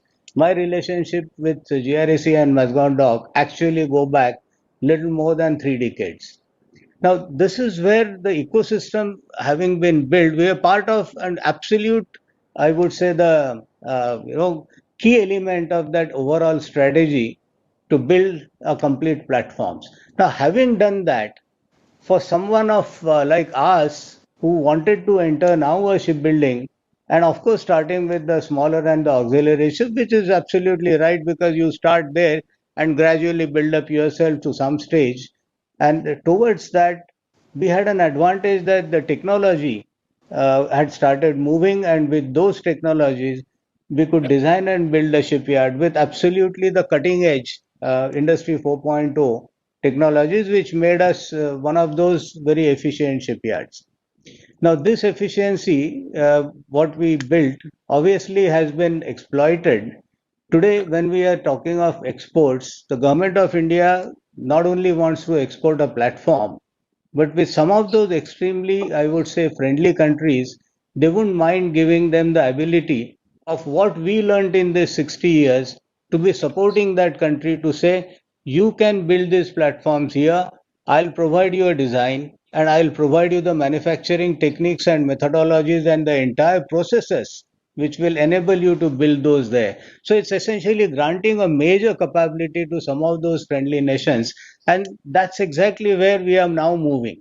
So while we have built our own platforms, we build our own entire set of equipment, we are also here to not only export platforms, but to grant that kind of a special capability to some of these friendly nations. And that's exactly where we were. Again, looking back till about 2010-11, we had hardly seen there was any possibility of exports, and there are few shining examples of those days. And Barracuda is precisely what Admiral Saxena talked about, and we had a significant role in terms of the equipment that went into Barracuda. But that point onwards, if we really look at, export was facilitated by the government only from 2015-16 onwards. And we have also seen that the kind of spiraling growth in exports that the country has seen. I remember in 2013-14, the exports had dwindled with some of the controls we brought in. from typically about 900, 950 crores to as little as around 400 crores. And from 400 crores to last year, having done 10,780 crores, 86 crores to be precise. Now, this has been a huge amount of jump. It's literally 16 times kind of a multiple and even larger to that extent. So last 4-5 years has seen an enormous amount of exports. I would guess a large amount of it has actually come out of initial years, out of the offsets. But the post certain number of years later is truly what we have designed and built in the country. Now, one area where design and build has made India extremely strong is in the naval shipbuilding area. And when I say shipbuilding, is not only the vessel, but right entire ecosystem associated with it. Today, if a navy says, I have an old platform, I need a new class kind of capability. I want it to do a land attack system to be installed. I want an ASW capability to be granted to me. I want an air defense capability to be granted me, and state of the art latest. We today have each and every of these capabilities right within the country. We can simply go and empower, and that's essentially where the government clearances start making all the difference. So we have seen this is also behind us today. Government is extremely facilitative of taking this out. And at that stage, when we know that we can give elemental capabilities sort of modularly to be fitted out, this is the absolute right time to start doing a complete platforms. Now, when we talk of complete platform, look at the history what Admiral Saxena very rightly talked about. We've done more than 90 ships in this country and 19 classes of vessels. Now, each of this is truly an intellectual property of the nation. Now, this is what truly can be exported in the form of a complete platform where we have absolute kind of a track record of having created them ab initio. Of course, the private shipyards have created some of the additional designs, but those are primarily on the auxiliary side. And that's essentially where today one can juggle around at least 20-25 classes of vessels, which India can say they have been created out of nothingness. And from that nothingness, the entire range is out, available to be exported out. And that's essentially where I agree with Admiral Saxena. We truly require a collaboration there.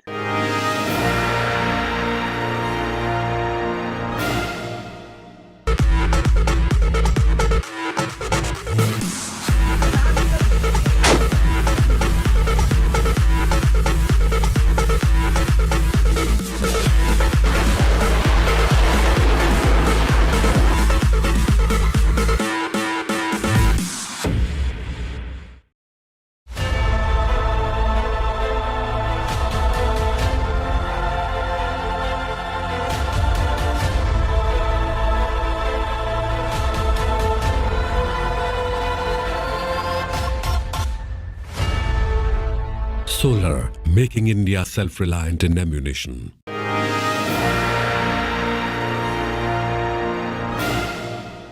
Thank you for giving us the private sector's perspective on how India can become competitive in the global sphere, Mr. Patil.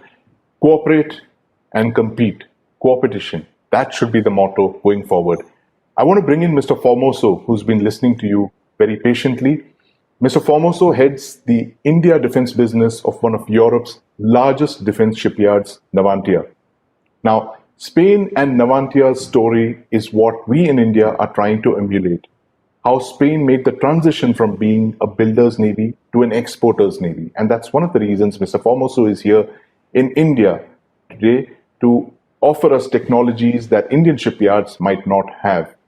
Mr. Formoso, before I ask you to speak, I want to tell you this very interesting Spanish maritime proverb that I read recently. Quien no se arrisca no pasa la mar, which means he who doesn't venture doesn't cross the sea.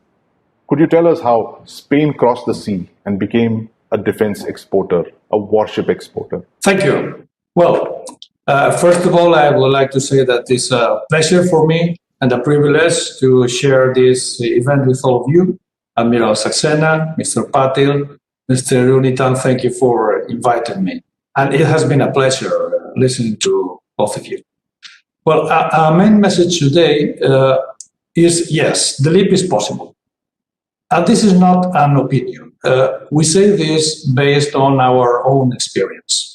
Navantia strongly believes in and is fully committed to the Make in India and Make for the World initiatives through transfer of technology programs, which are a reminder of our own story and that have taken us to the position in which we stand today. We started building ships with foreign designs, strategy, equipment, materials, and well, we have managed to evolve through transfer of technology, digitization, internal re-engineering, and a lot of effort to a situation where we now design, build, commission, and give life cycle support to the most advanced ships of the Spanish Navy. We think that this process can be replicated in any shipyard, and in fact, India is already on its way, and these initiatives of the government will boost the process. This, believe me, makes a difference. It's not the same if you have to walk alone or without the appropriate regulatory body. And now I would like to share with you the main keys that have helped us make the leap. First of all, I think it's very important to build up a good and stable relationship with your own Navy, because you need to have a balanced building plan over the years and reference ships already in operation to have access to the export market. It is very difficult to export if you only have a paper ship. And if the requirements of the Navy are demanding, are innovative, good, that is what you need, because it will help you to improve faster.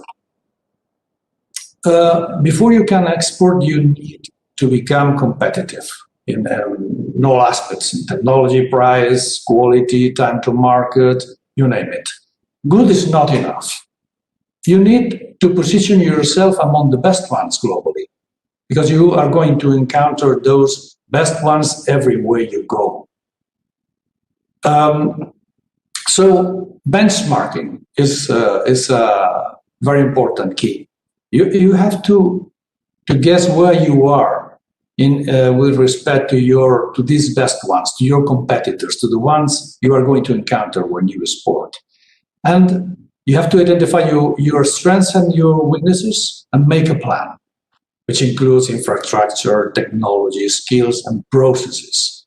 Make a plan to improve your strengths even further and to try and get rid of your weaknesses.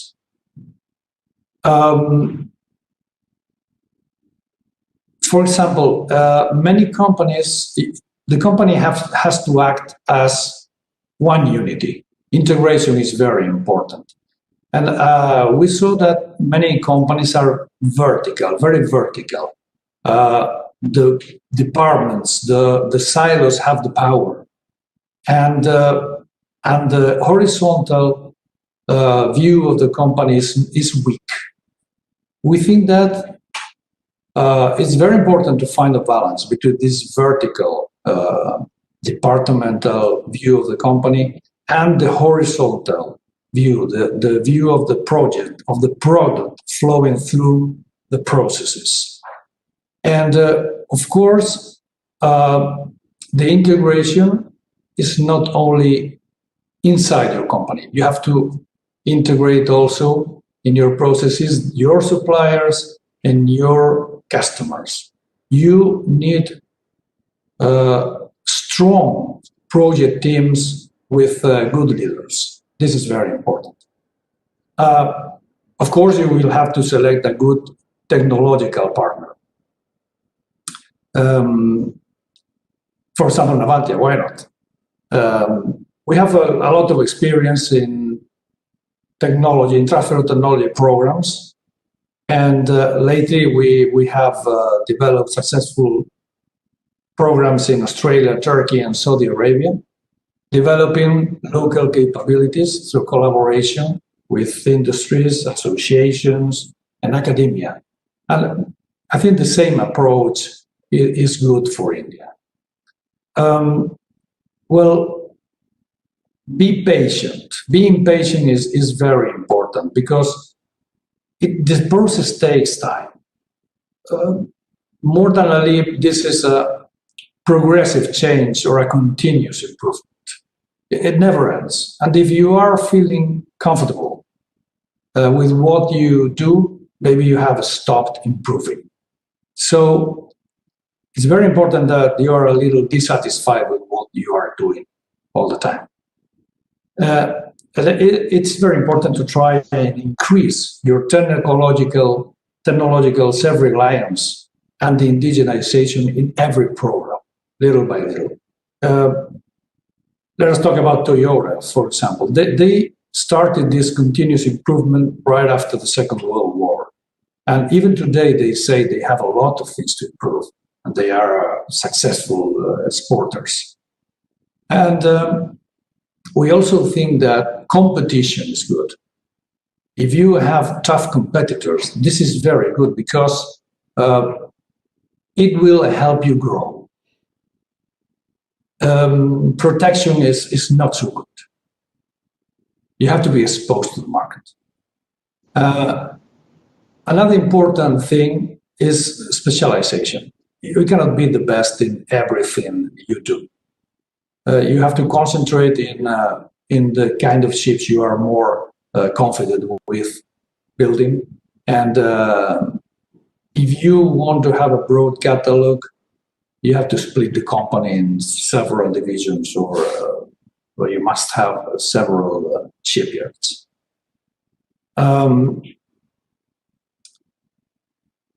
Then when you are already among the best ones, when you feel confident and you have the product you need, then you can start thinking of exporting.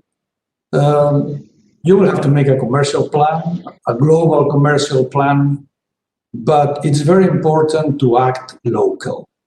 It's very important to hire local people wherever you go and put them into your project team. We know several cases of shipyards naval shipyards that wanted to fill in the gaps between every naval program with merchant shipbuilding, and they reached an agreement with a foreign OEM with a very different culture, speaking another language, and they told us that the key to success, because they were able to make a profit from the very first ship they built with this design and the strategy and materials from the foreign OEM. The key was hire people, former employers of the OEM, because otherwise the different culture will be a big problem. And I think the most difficult thing when you export is understand your client's needs. It's very, very important to understand your client's needs. You have to give them not more, but not less. Not more, because if you give them more than you require, you will waste your resources, and not less, because otherwise you will have dissatisfied customers. So you have to be flexible.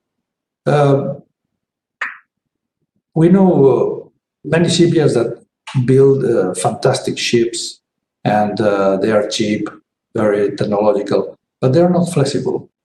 And so maybe you think you have the most efficient design, and your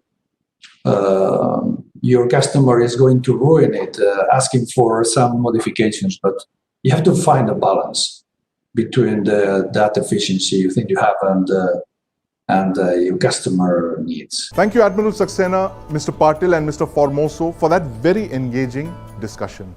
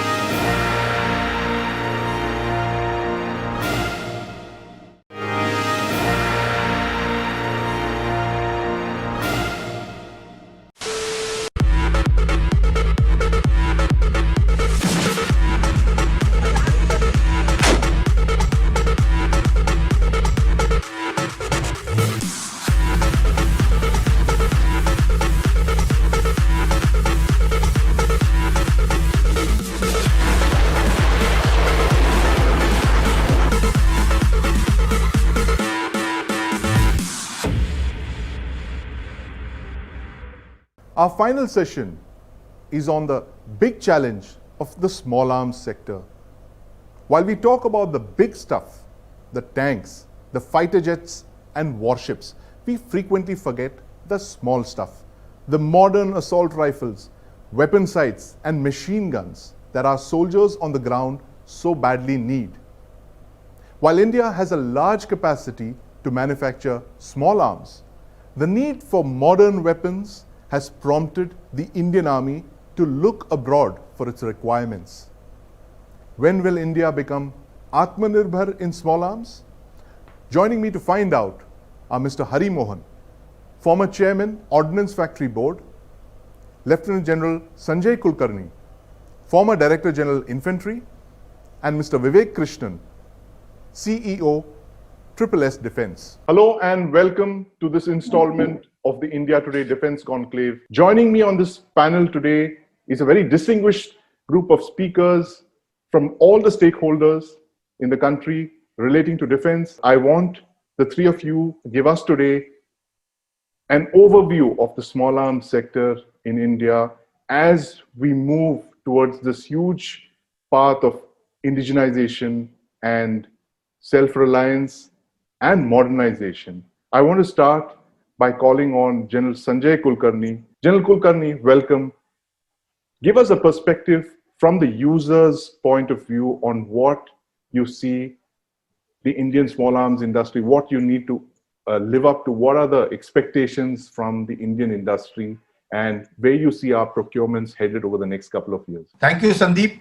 At the very outset, I think I'm privileged because I know all of you very well. So that is something which is very nice, and we can all be very frank and honest, primarily because it affects the user. And as a user of a small arm, I can safely say, firstly, that we are very capable. As a nation, let's accept the very fact that we are a very, very capable nation of doing anything and everything. First. Second, why do I say, and why, even if you are capable, what is this capability meant for? We are one of the biggest users. So we have a huge market, which is our own. That's the defense forces, huge defense. We're the fourth largest defense force in the world. You can well imagine with such kind of a defense force, and a personal weapon would be a basic need for everybody, be it an army man, be it an air force, be it navy, be it coast guard, anybody and everybody to defend himself, he needs a personal weapon. So there's no denying the fact that small arm, whatever be its caliber, somebody may carry a pistol, somebody may carry a carbine, somebody might carry a LMG, somebody might carry an assault rifle, whatever be so. But a personal weapon for his own personal safety is a dire need, which is a must. Not just that, now we have a huge paramilitary forces and the police force. So you can well imagine, even if you have about 10 lakhs of them, another 13 lakhs of this, another lakh of the rest of them, what a market.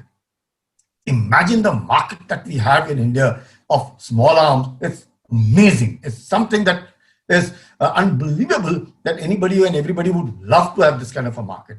If you have a market, what is it that you just said in your introduction? We are importing. Why are we going? What need? Where is the need to import a personal weapon? I find there's just no need. But still, what is it that now makes us at other crossroads that we really need to import a weapon? Primarily, what is it that the user wants? That is the most important thing. If we know what the user wants, everything else can fall in its place.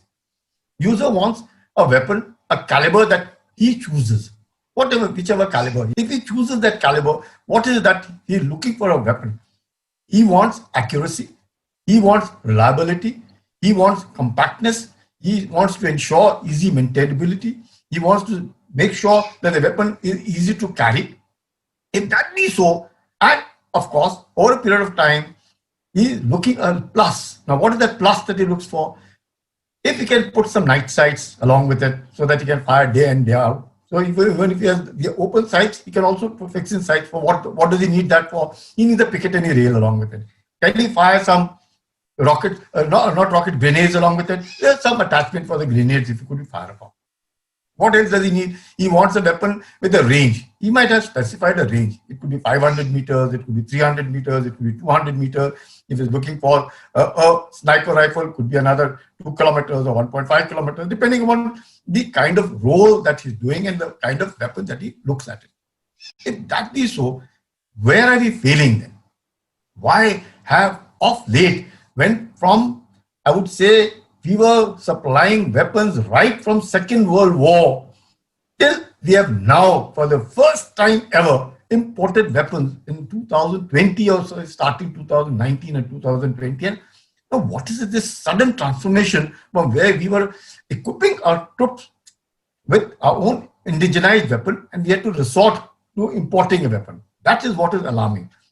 Where does the user feel so? And what I would now he finds, if a weapon is not reliable, now when he talks of reliability, he's looking at certain time that it should be able to fire. He could have a magazine of 30 rounds, he could be having a magazine of 20 rounds, he could be having a magazine of 10 rounds. It doesn't really, as long as he can fire the kind of magazines that is entitled, if he's carrying 5 magazines with him, he should be able to fire.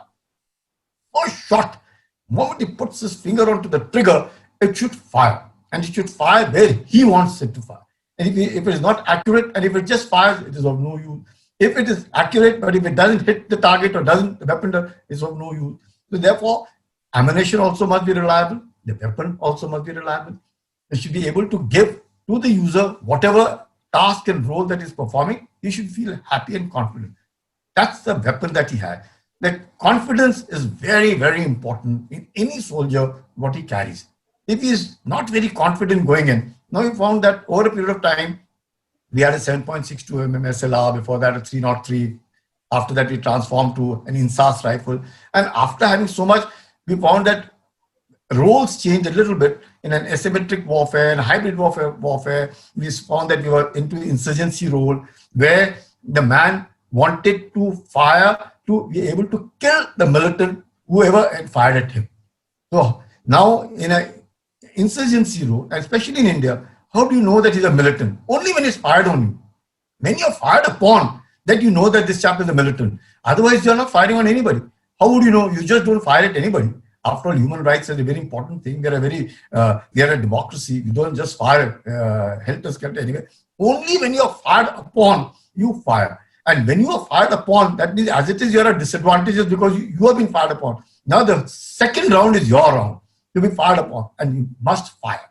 And you must fire to be able to knock down that militant, whoever it be so. So we have moved from what we had earlier, a caliber which was killing, 7.62 to 51. We moved to a caliber which was 5.56 into 45, which was incapacitating. And again, we have gone back to a caliber which is, we wanted killing. That is 7.62 to 51. We are retaining 7.62 to 39 also. We are having 5.56 into 45 also. But the caliber, the assault rifle has again moved back to aim being to kill. If that be so, the most important thing I find is lethality, maintainability, accuracy, and to ensure that the weapon is easy to carry, easy to maintain. That's it. It's not asking for more. I'm not, the GSQR, we will not discuss what muzzle velocity it wants, what kind of ammunition it does it need to be fired upon, what is the length and what is the this thing and the bayonet, and we'll not discuss that. When I say a weapon, it can't be more than 3.5 kg to 4 kg if it's an assault rifle. It must be a light weapon because after all, as it is loaded up with so much, you give him a weapon which is about 5.5 and 6 kgs, it will be very difficult. Then he would rather go in for a LMG, a light machine gun, than an assault rifle. So we're just confining ourselves to certain, because it's a huge lot of weapons that would come into your personal weapon. If having said that, I find that yes, we are capable. We have, because I've been associated with the ordnance factories, and I can tell you the capability exists.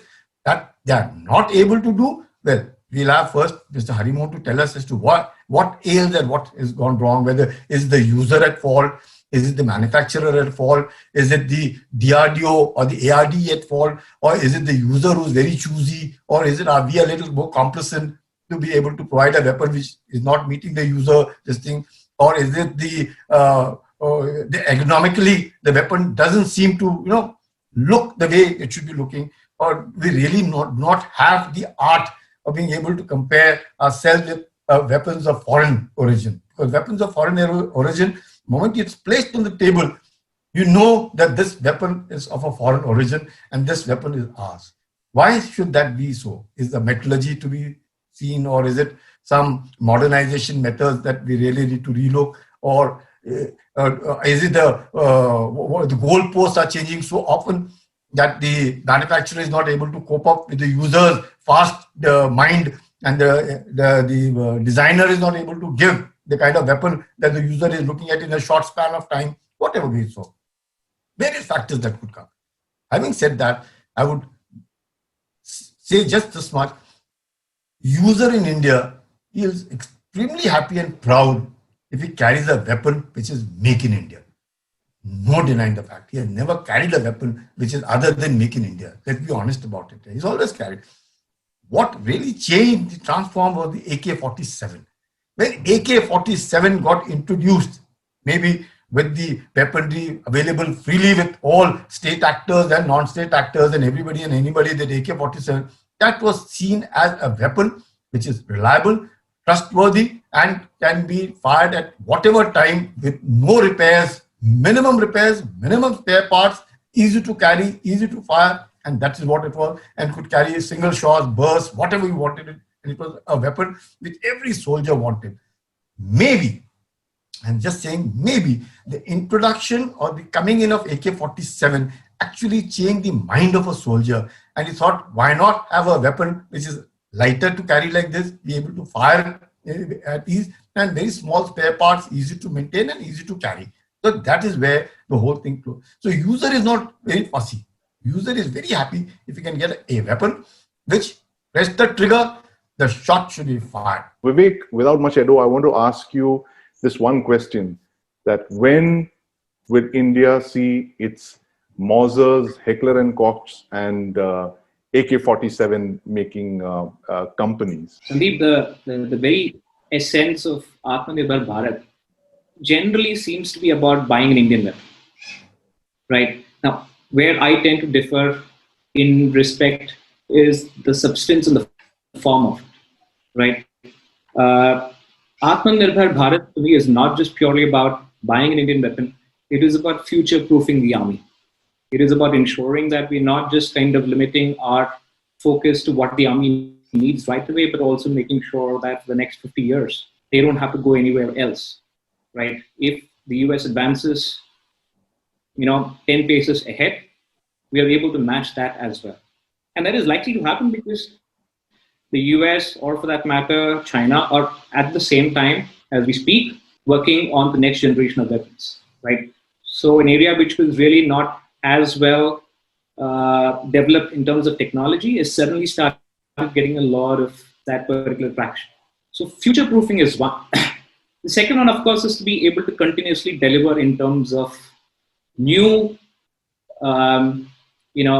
new weapon systems which are very, very particular to the Indian environment. The fact is this, right? A Russian has a different environment. The Americans have a different environment. We have a mix of all of them, right? So to say that, fine, an Indian weapon, as long as it performs in Russia or performs well in the US, is going to be performing well in India, that's a misnomer. It doesn't work that way. So the complications of the Indian environment would mean that we kind of focus on that as well.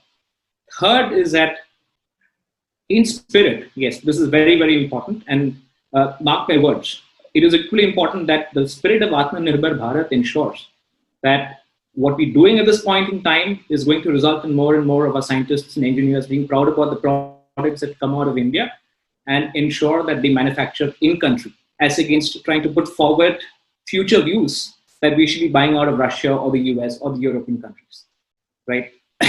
So now that I've given you where I kind of stand in terms of Atmanirbhar Bharat, my own judgment today is that we are easily about 20 years behind in terms of technology. The Americans have constantly evolved. The Europeans have constantly evolved. The working operating systems are one and the same. I mean, you have a DI operating system, you have a short stroke piston, and you possibly have the AK-47 based long stroke piston system. But where things have literally taken a massive change for the better is in terms of the internal workings, what materials you might use, the way in which ergonomics is given value. And that is the area where I think Indian industry is now trying to kind of evolve in, trying to make what you have as as a given even better. And my view is that we are very, very close to kind of getting there, but yet we will still continue to be a couple of steps behind them. The objective of Indian private industry over the course of the next few years is to change the goalpost.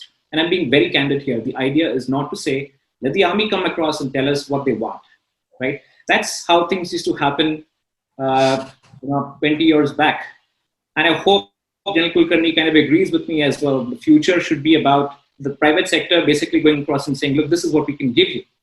You tell me whether this can work in your circumstance, whether this will work in the environment that you actually want to fight in, right? Our objective would be to kind of give you the product, get you the training as far as the product is concerned. Your job as the forces would be to teach us the art of war. Tell us how this works. Give us an idea about how the soldier touch points actually get the weapon to be used. How does the weapon perform when rubber hits the road, right? So I actually believe that the future is going to be about co-development between the forces and private industry. You can also see that in the artillery space. I believe that the small arms space will actually have to see some programs of that variety. Now, so I told you as to where it is going. Now, remember one thing, right? For this to happen, you need skin in the game, right? Clearly, that's one word I will constantly emphasize. Skin in the game from the side of the forces, skin in the game from the side of the Indian manufacturers, skin in the game from the DRDO as well, right? And what do I mean by this? The basic argument is this. Till now, we've been looking at big bang acquisitions, right? So we need to buy 350,000 carbines, we need to buy 750,000 assault rifles. The numbers are never small. The numbers are never, manageable. They're all massive, big numbers. And what happens when you kind of think really long and big is that, yes, that's good ambition sort of have, but it takes away from the fact that your first priority is to have a good working weapon. As General Kulkarni said, it's a reliable weapon that can be manufactured in India, where the design rights are held in India, where tomorrow going forward, you do not have to depend upon any foreign country for spares. You don't have to depend upon any foreign source to continue production of the weapon in India. So if that is the objective, then I personally believe that the army needs to have skin in the game. What it needs to do is possibly mount what I call solicitations, right? Solicitations need not be for 500,000 weapons. They could be for bringing in a portfolio of, let's say, 100 to 1,000 weapons, quickly running through the testing process, the entire gamut of tests, environmental tests, drop tests, reliability testing, using protocols which are globally standard, right? And then trying to see if we can induct some of these weapons to ensure that the forces actually get to use some of these weapons in the real world. The point is that when you actually do that, you get solid feedback. There are bound to be weapon inadequacies which will come. And there are bound to be some very, very positives which need to get better in the next round. But in the course of this, what happens is that over the course of the next 4 to 5 years, we will actually have something as close as possible to SIG or a Glock, right? If we kind of decide that we need to buy once and we're going to be buying for the next 20 years, in the course of the next 20 years, the systems would have been taken over. I mean, the doctrine of technology and war would have kind of taken over in entirely different directions while we're still looking at, let's say, a weapon which survived the past 50 years, right? Do I think that the AK-203, for instance, will see action by the Russians in the next 20 years? Most likely not, right? Do I think that we should have something which is as good or even better than the AK-15 or the AK-12s or the SIGs in India? Yes, absolutely yes. Okay, and the one way to look at this is stop doing big bang, try to find a whole lot of smaller bangs, right? And that is where I think industry needs to kind of come work closely with the army and co-developments. And I can clearly see that positiveness happening at this point in time. It is definitely because of the fact that private sector is coming in here that we're seeing some of these actions happening. As far as private industry is concerned, skin in the game again. We should stop this whole idea that private sector should get a contract before it does its investment. Private sector owes its responsibility to the army to complete its R&D investments, to have factory and operations ready, to have the supply chain systems in place before they say, fine, army, give me a contract. To say that, fine, I will do the tougher job once the army gives me a contract is a little too far-fetched, right? It is the reason why companies and acquisitions fail in the first place, right? But skin in the game also means there is mutual trust, right? It can only happen when the army says, I'll take a little punch for you, you take a few punches for me. I'm going to ask Mr. Hari Mohan to make his points about the whole, how he sees small arms, the indigenization of small arms, and the way ahead. First of all, let me tell you, the small arms business is not a small business first. And then when you have to do this in the industry, it has to be economic. You should be able to sustain economically on a long-term basis. Unless until a industry you are able to sustain on an economic basis, it is very difficult to service the army or armed forces on a long-term basis. Whatever venture we are going in, this has to be profit generating, and it should be able to support that industry. Any industrialist may sink in some money initially, maybe for initial 2 years or 3 years. Thereafter, everybody who's there in the industry looks this as a business. And unless until as a business it is successful, it cannot survive. This reality we will have to accept. Now the second thing which I would like to mention, why are we in this state? Do we have any dearth of technology? Do we have any problem on technical capability? Do we have shortage of engineers? Do we have a shortage of scientists? My answer would be no. We have enough engineers, we have enough capability, we have enough infrastructure in under MOD as well as in DRD. Now you look at the acquisition of Indian Army. See, they have been looking for an assault rifle, and then the thinking was that they will continue with 5.56 45 weapon. And that is why under the guidance of Indian Army, we were developing, the ordnance factories were developing 5.56 45 weapon, the INSAS caliber weapon, and it was a monoblock receiver kind of a weapon. And with while your INSAS weapon is not an automatic rifle, and INSAS 1C, what was popularly being called, it was an automatic weapon, and it had met all the criteria of reliability, maintainability, accuracy. And the weapon, when it was last tried out, was almost accepted by the trial team, and they said that this weapon can be inducted into Indian Army. So this shows that we have the capability. One part is your economics, another part is your technical capability. Now, where have we really gone wrong? What has gone wrong? Why the army have to import? I would say that it is a more of a system failure. Unless until all the stakeholders, the user, manufacturer, designer, all put together, unless until they work in a unison manner, in a synergetical manner, it is difficult to produce a weapon and produce a weapon in bulk. See, when army came out with their philosophy that they don't want 5.56 45, they want 7.62 51 weapon. Again, in the leadership of DG Infantry, there was a project monitoring team made, and then the ordnance factories started working on 7.62 51 weapon.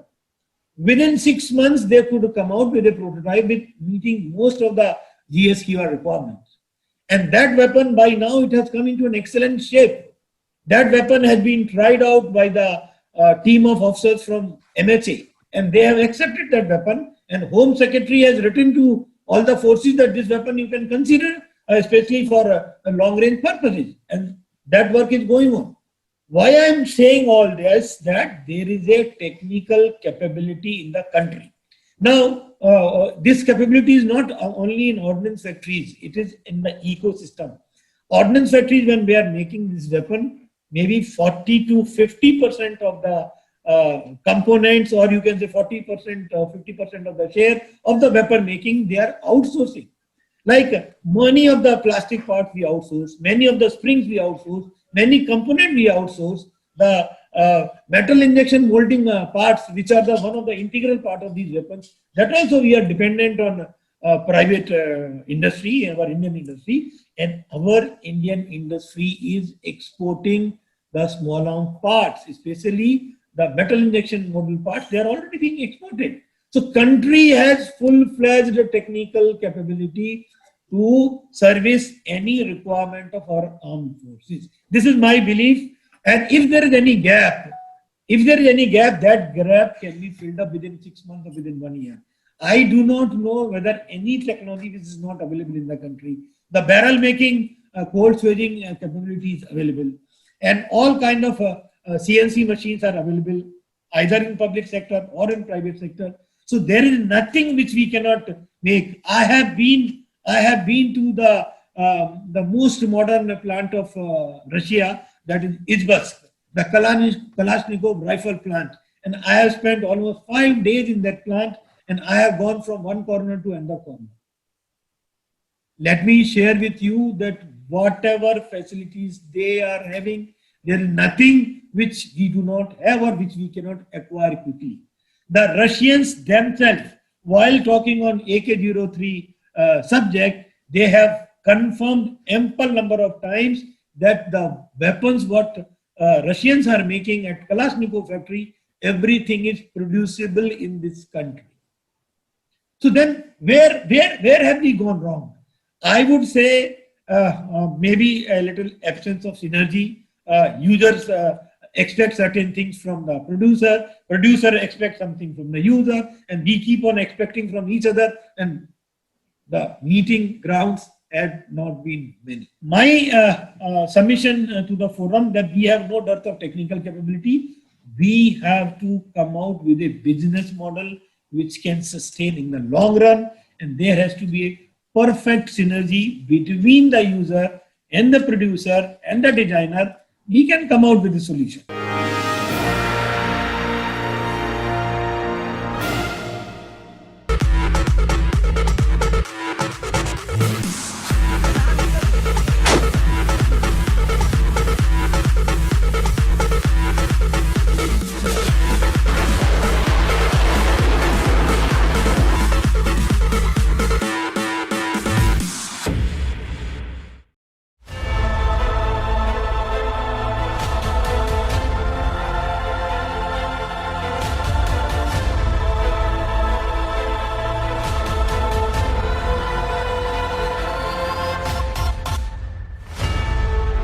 Solar, making India self-reliant in ammunition.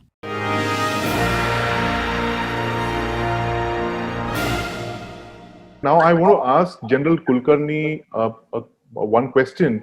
Based on what Vivek and Mr. Hari Mohan have raised, there's a common thread in both in what both of them said.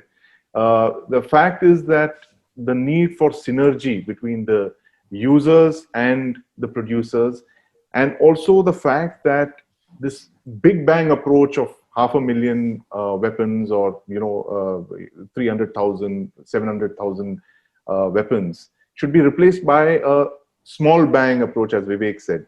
So why is it that the army doesn't believe in this concept of a Mark 1, which you kind of, with successive iterations, you can go on improving, and thereby improve and create a weapon, or indeed a family of weapon systems? Everyone has said whatever he had to say. At the end of it, probably somebody who's listening to us would say that if everybody is right, then where are things going wrong here? The user seems right in his own way, the manufacturer seems right in his own way, the designer seems right in his own way. We have the capacity, we have the capabilities, we have the will, we have the capital, we have the market, we have everything. Yet we are one of the world's largest small arms importers. Yeah, we have everything. We are the 4th largest army, and we need it. Not that the very fact that we need it, we are importing also. Then why all this is happening? I think there is a mismatch. Where is the mismatch? Now, what is it? Now, I would go along with what you and Mr. Hari Mohan said, that we could go for small numbers, but that's not the approach that is generally being followed. After all, the army is a huge army, and imagine the inventory management. Supposing we were to get 5,000 weapons at any point of time, which is a very good thing. Now, what would this 5,000 go? To a particular brigade only? Or would you want them to go across the army, which is a few lakhs? A few 100,000, where would you want it to go like? It can't go everywhere. So the effect is, I would much like what had been suggested, which we were following also in the model of the JVPC, the order for 5,000 was given also. Now let's take the test case of the JVPC itself, because all of us are here who are aware and it's been in for such a long time. Such a long time, and 5,000 have been ordered that yes, please supply 5,000 JVPCs and let's get on with it. As yet, I've retired almost 5 years back as DG Infantry here. So I know that this has been on since then, and we've been hand-holding this project to ensure that there is a success seen in this particular project or multi-mode grenade project. We wanted success because we are all as passionate, as Indianized as anybody else would be. No soldier, as I said at the very outset, is looking at a weapon or a ammunition coming from abroad. He much would like it to be his own, as long as it is reliable, as long as it is safe. Because safety is of paramount importance to anybody. One wouldn't want to lose a single man life. That is something which is not acceptable at all. Now, where is the thing? Why do we not be able to do what we are wanting to do? I think where the thing is, we are all government.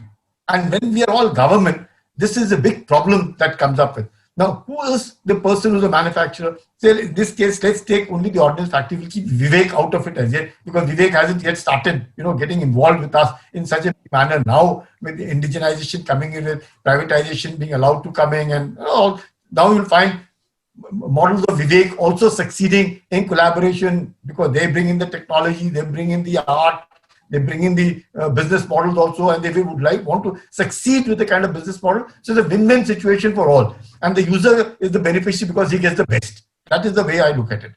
Now, let's take the case of any weapon that you wanted. Let's take what Mr. Haribon said, 7.16 to 51. We were able to produce it in 6 months' time. I remember Mr. Parikar having told them, they accepted the challenge. They did go along with it to make it in 6 months. The DG Infantry was made the PMG. He went along with it. And at the end of it, what happened? We have ended up importing a 7.62 to 51, not one, but a repeat order of the same one. What was the use of it? Now, if that means the perception is different. The reality is different, and what's happening on ground is probably nobody's aware of what is going on. In each one of them is working in their, in their own silos. I would have much liked at the very outset, whoever is the person controlling it. Now let's take in this particular case, is the MOD, which is responsible to ensure whether the weapon will be imported, yes or no. It is the MOD. However, little financial power may be given to each one of us to, depending upon the rank and everything, and to the army commanders to import it, now the vice chief to import it, but that's a very limited number. The kind of amount and quantity required is large. So they can only import a small number. They could have imported a smaller number of snipers, or a smaller number of things, but not a huge thing unless the MOD say. If the MOD or anybody for that matter sitting on top had to decide that yes, this is the weapon which will be manufactured in India, I am not, repeat, not going to import it for whatever it be. Let's say, how would they not do it? They would do it. Everybody has to sit on that same table. They aren't sitting on the same table. I know for sure they aren't sitting on the same table, because nobody, again, as I said, it's government. In the government, moment you go hierarchical, manufacturing is not a hierarchical project. It could be a colonel competing with somebody or interacting with somebody who's far ahead in his pay scales or everything. But the man important is that colonel. He is the battalion commander. He is the man who wants the kind of weapon that it is. In between are all kinds of people who do it. Sort of manufacturing at that level, the hierarchical difference it is. Who is interacting with them? A lower level man. It's a lower level man who can interact, but is not a decision-making man. So whoever it is, it has to be a decision-making man who has to be interacting with it, who says, yes, it will be done like this. You tell them to change one spring, you will have the DGQA come in between. No, this cannot be done. There are hundreds of ways of when to do it and when how to introduce it. And after 6 months, you find the spring there is. The user gets very frustrated. That, well, I did last time say that this particular oil spills over to my eye. Why hasn't it stopped the very next day? That is what he's looking at. But the spillover will stop after almost 3-4 years. It would have lost its sheen. Now, where are the troops? The troops are moving from place A to place B to place C. That means from almost in an active to a non-active to some training or something. So he's again coming back to active after 5-6 years. He finds the same weapon, the same fault, the same this thing. So it's a huge this thing which requires a concerted effort. So, Mr. Harimohan, I want to take off from where General Kulkarni mentioned this thing about sitting in a room or in a table, you know, the need to work together. I mean, everything is there. All the capabilities are there. You have trained personnel. Everything is in the country. Then what is it that prevents all the stakeholders from actually sitting around a table? Is it the fact that there's no one to really bell the cat? What is the problem? Why can't all the stakeholders work together? I'll give you a few examples when they were, do you know the story of Sumo vehicle? Sumo vehicle was developed by Tata. And it has been, repeatedly tried by the armed forces. And armed forces rejected that vehicle. And it was so nicely developed, it has come out as something like a cross-country vehicle. And Tata took a full advantage of it, and they have launched this in the civilian market. And now I have seen some army officers saying, some armed forces officers saying, कि हमसे पूरा trial करवाया, हमसे पूरी मेहनत करवाई, हमसे गाड़ी डेवलप करवाई, और जो है देखिए पूरा उसमें से Tata is doing business. This is one example. The second example, JVPC, it has come to shape only because of effort of army. Effort of army means by demanding, give me this feature, give me this feature, give me this feature. And this is one of the unique weapon, 5.56, 30 caliber, nowhere in the world. This ammunition also got developed parallelly, and the biggest advantage, if this weapon goes to somebody else's hand, he will not get the ammunition because nobody else makes the ammunition, we only make this ammunition.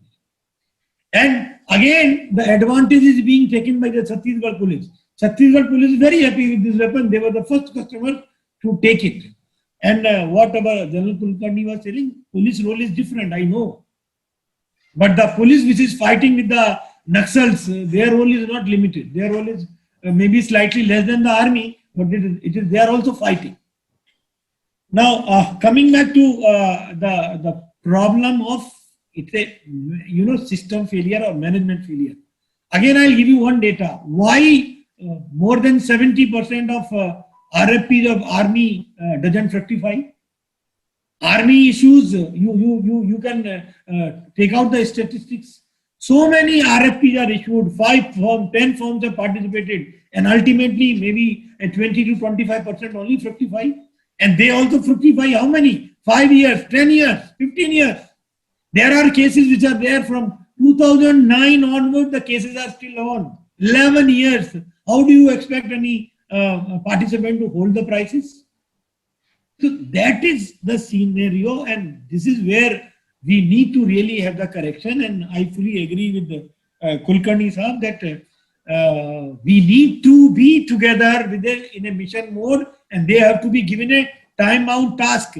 Here is the manufacturer, here is the designer, here is the user, and we are giving the best team of officers, and you are given a task within 6 months, achieve this much, within 9 months, achieve this much, and within 1 year, you achieve this much. That approach is really going to give results. Now, coming back to the points of Mark 1, Mark 2, Mark 3, and Mark 4. See, 84mm RL, recoilless rocket launcher. Armies started with Mark 1, then they took Mark 2, now they are holding Mark 3, Mark 4 is ready, and Mark 4 also they will take. See, when there is a graded approach, there can be a plan that Mark 1 will be phased out, or Mark 1 will be taken in a limited quantity. You take maybe 5% of your requirement, only allow Mark 1. Now you say you come out with Mark 2. You have to take a graded approach.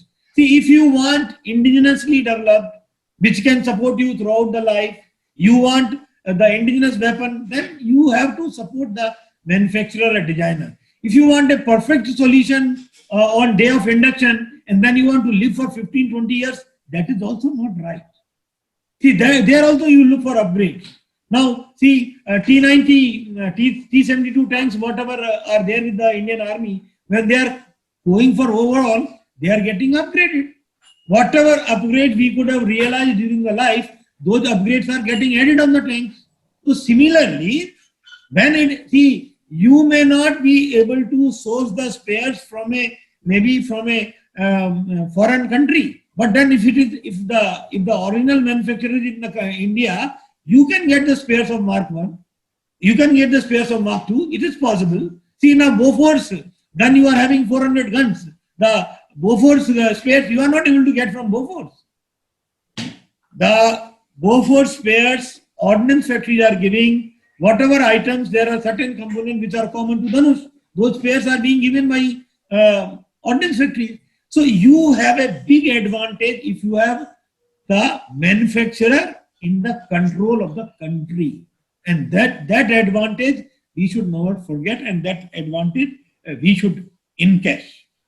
And I fully agree with Sanjay Kulkarni Sahab. Whenever you are taking in a developmental work, do not involve the bureaucratic channels. Bureaucratic channels means do not involve army headquarters. Involve field army officers. Give the officers who have little technical acumen, and they have there are people who have, they will see the Dhanush gun. I am telling you, it has taken shape because of some of the army officers who were in mission mode. And during the success of Dhanush gun, we have invited those majors and brigadiers who have become now brigadiers and major generals. We have invited them at that point, and they say with lot of pride that they were instrumental in developing Dhanush. See, technical solution is very easy. Design solution is very easy, but the user's perspective, meeting the user's requirement, that is most important. Vivek, do you get a sense that we are actually driving, looking into the rearview mirror and not looking ahead, and we actually run the risk of falling behind the R&D advances that the rest of the world is making in small arms? Whatever we've been trying to do all this while in terms of improvements is marginal improvements, right? And the world has moved far, far ahead. And I don't honestly believe that in terms of identifying those technologies and figuring out ways in which they can be part of our weapons, the ecosystem has even got it anywhere close. And how is it that I can say that with complete assurance? Because of the fact that we integrate the design side, we integrate the manufacturing side, we integrate the quality side. So when we're able to put all of this together and have the manufacturing in country is when we realize that there will be certain areas where the age-old practices will work, and there are some areas where they will just fall apart. And what foreign countries are basically trying to do is, they've invested the last 20 years in trying to make certain things even better. Minor stuff like coatings, they've gone way, way ahead of us, right? The metallurgy, as much as the ordnance factory can say that we have the best metallurgy, etc., all of that, I keep I keep going back to that same point. If that was to be the case and you had the best designers and all of that stuff, why is it we're still trying to push forward the insets until a few years back? And why is it that today we've got to buy something which is an AK clone and not even the most advanced AK clone? Let's be honest about this. That's the truth. I'm not stating anything which is a surprise. It is a fact. So the reason why we kind of in this position is because of mistakes which have happened in the past. Face it. The reason why we should not be in this position 5 years from now are amply clear. The most important thing that we need to do right now is this. Identify pockets of innovation, right? Those pockets of innovation are not in the public sector, and I'll tell you why. There's a very nice quote from a very good book by Malcolm Gladwell, and he says, the reason why in the biblical theater, when you're talking about David and Goliath, the reason why Saul was not confident about David's ability to beat Goliath was because he was imagining power in terms of physical capabilities, right? What he failed to understand was that you can actually find a way to make up for those physical capabilities by breaking the rules, by being agile and fast, and by thinking out of the box, right? If you want to replace the same ecosystems as they were there over the course of the past 30 years, and you want to try and, experiment with the same thing over and over again and try and push that forward for the next 20 years, I'm sorry, we're going to be in the same spot 20 years from now, right? What the private industry and firms like us, and I hope many other firms in the future as well, will try and do is they will try and break the rules. They will try and come up with products which are going to bring forth the advantages which have already been tried and tested by foreign militaries, right? And they're going to think asymmetrically. They're not going to think linear. I'm telling you very clearly, the ability today that we have to do in-country design, development, and manufacturing is far better than what it was 4 years back. And 4 years back, when we started off, we imagined that it would take us 20 years to get there. All it took was thinking out of the box. It did not require us to have the mindset that physical strength determined success. You had to break the rules, we broke the rules, and that's why we are here. And the only reason why I believe that this is likely to succeed in the future is because of the fact that we right now at crossroads. Either we decide to upgrade or we decide to stay in the same situation as where we are and keep buying foreign stuff. Right? That crossroad is very clear. You either can manufacture in India or you can basically import. If you want to import, that's a personal choice, but you're not going to be anywhere in the course of the next 10 years. That's absolutely clear to me as well. So the army is in a situation where, like General Kulkarni said, there is no alternative but to sit down with the people who are best positioned to deliver. Thank you very much, Mr. Harimohan. And with that, we come to the end of a very, very exciting discussion. And I think the big point here is that when you come to Atmanirbhar in small arms, as all our panelists have just said, that the answers lie within. Thank you very much, gentlemen, for joining us. Thank you for your time. With that, we come to the end of the first India Today Defence Conclave.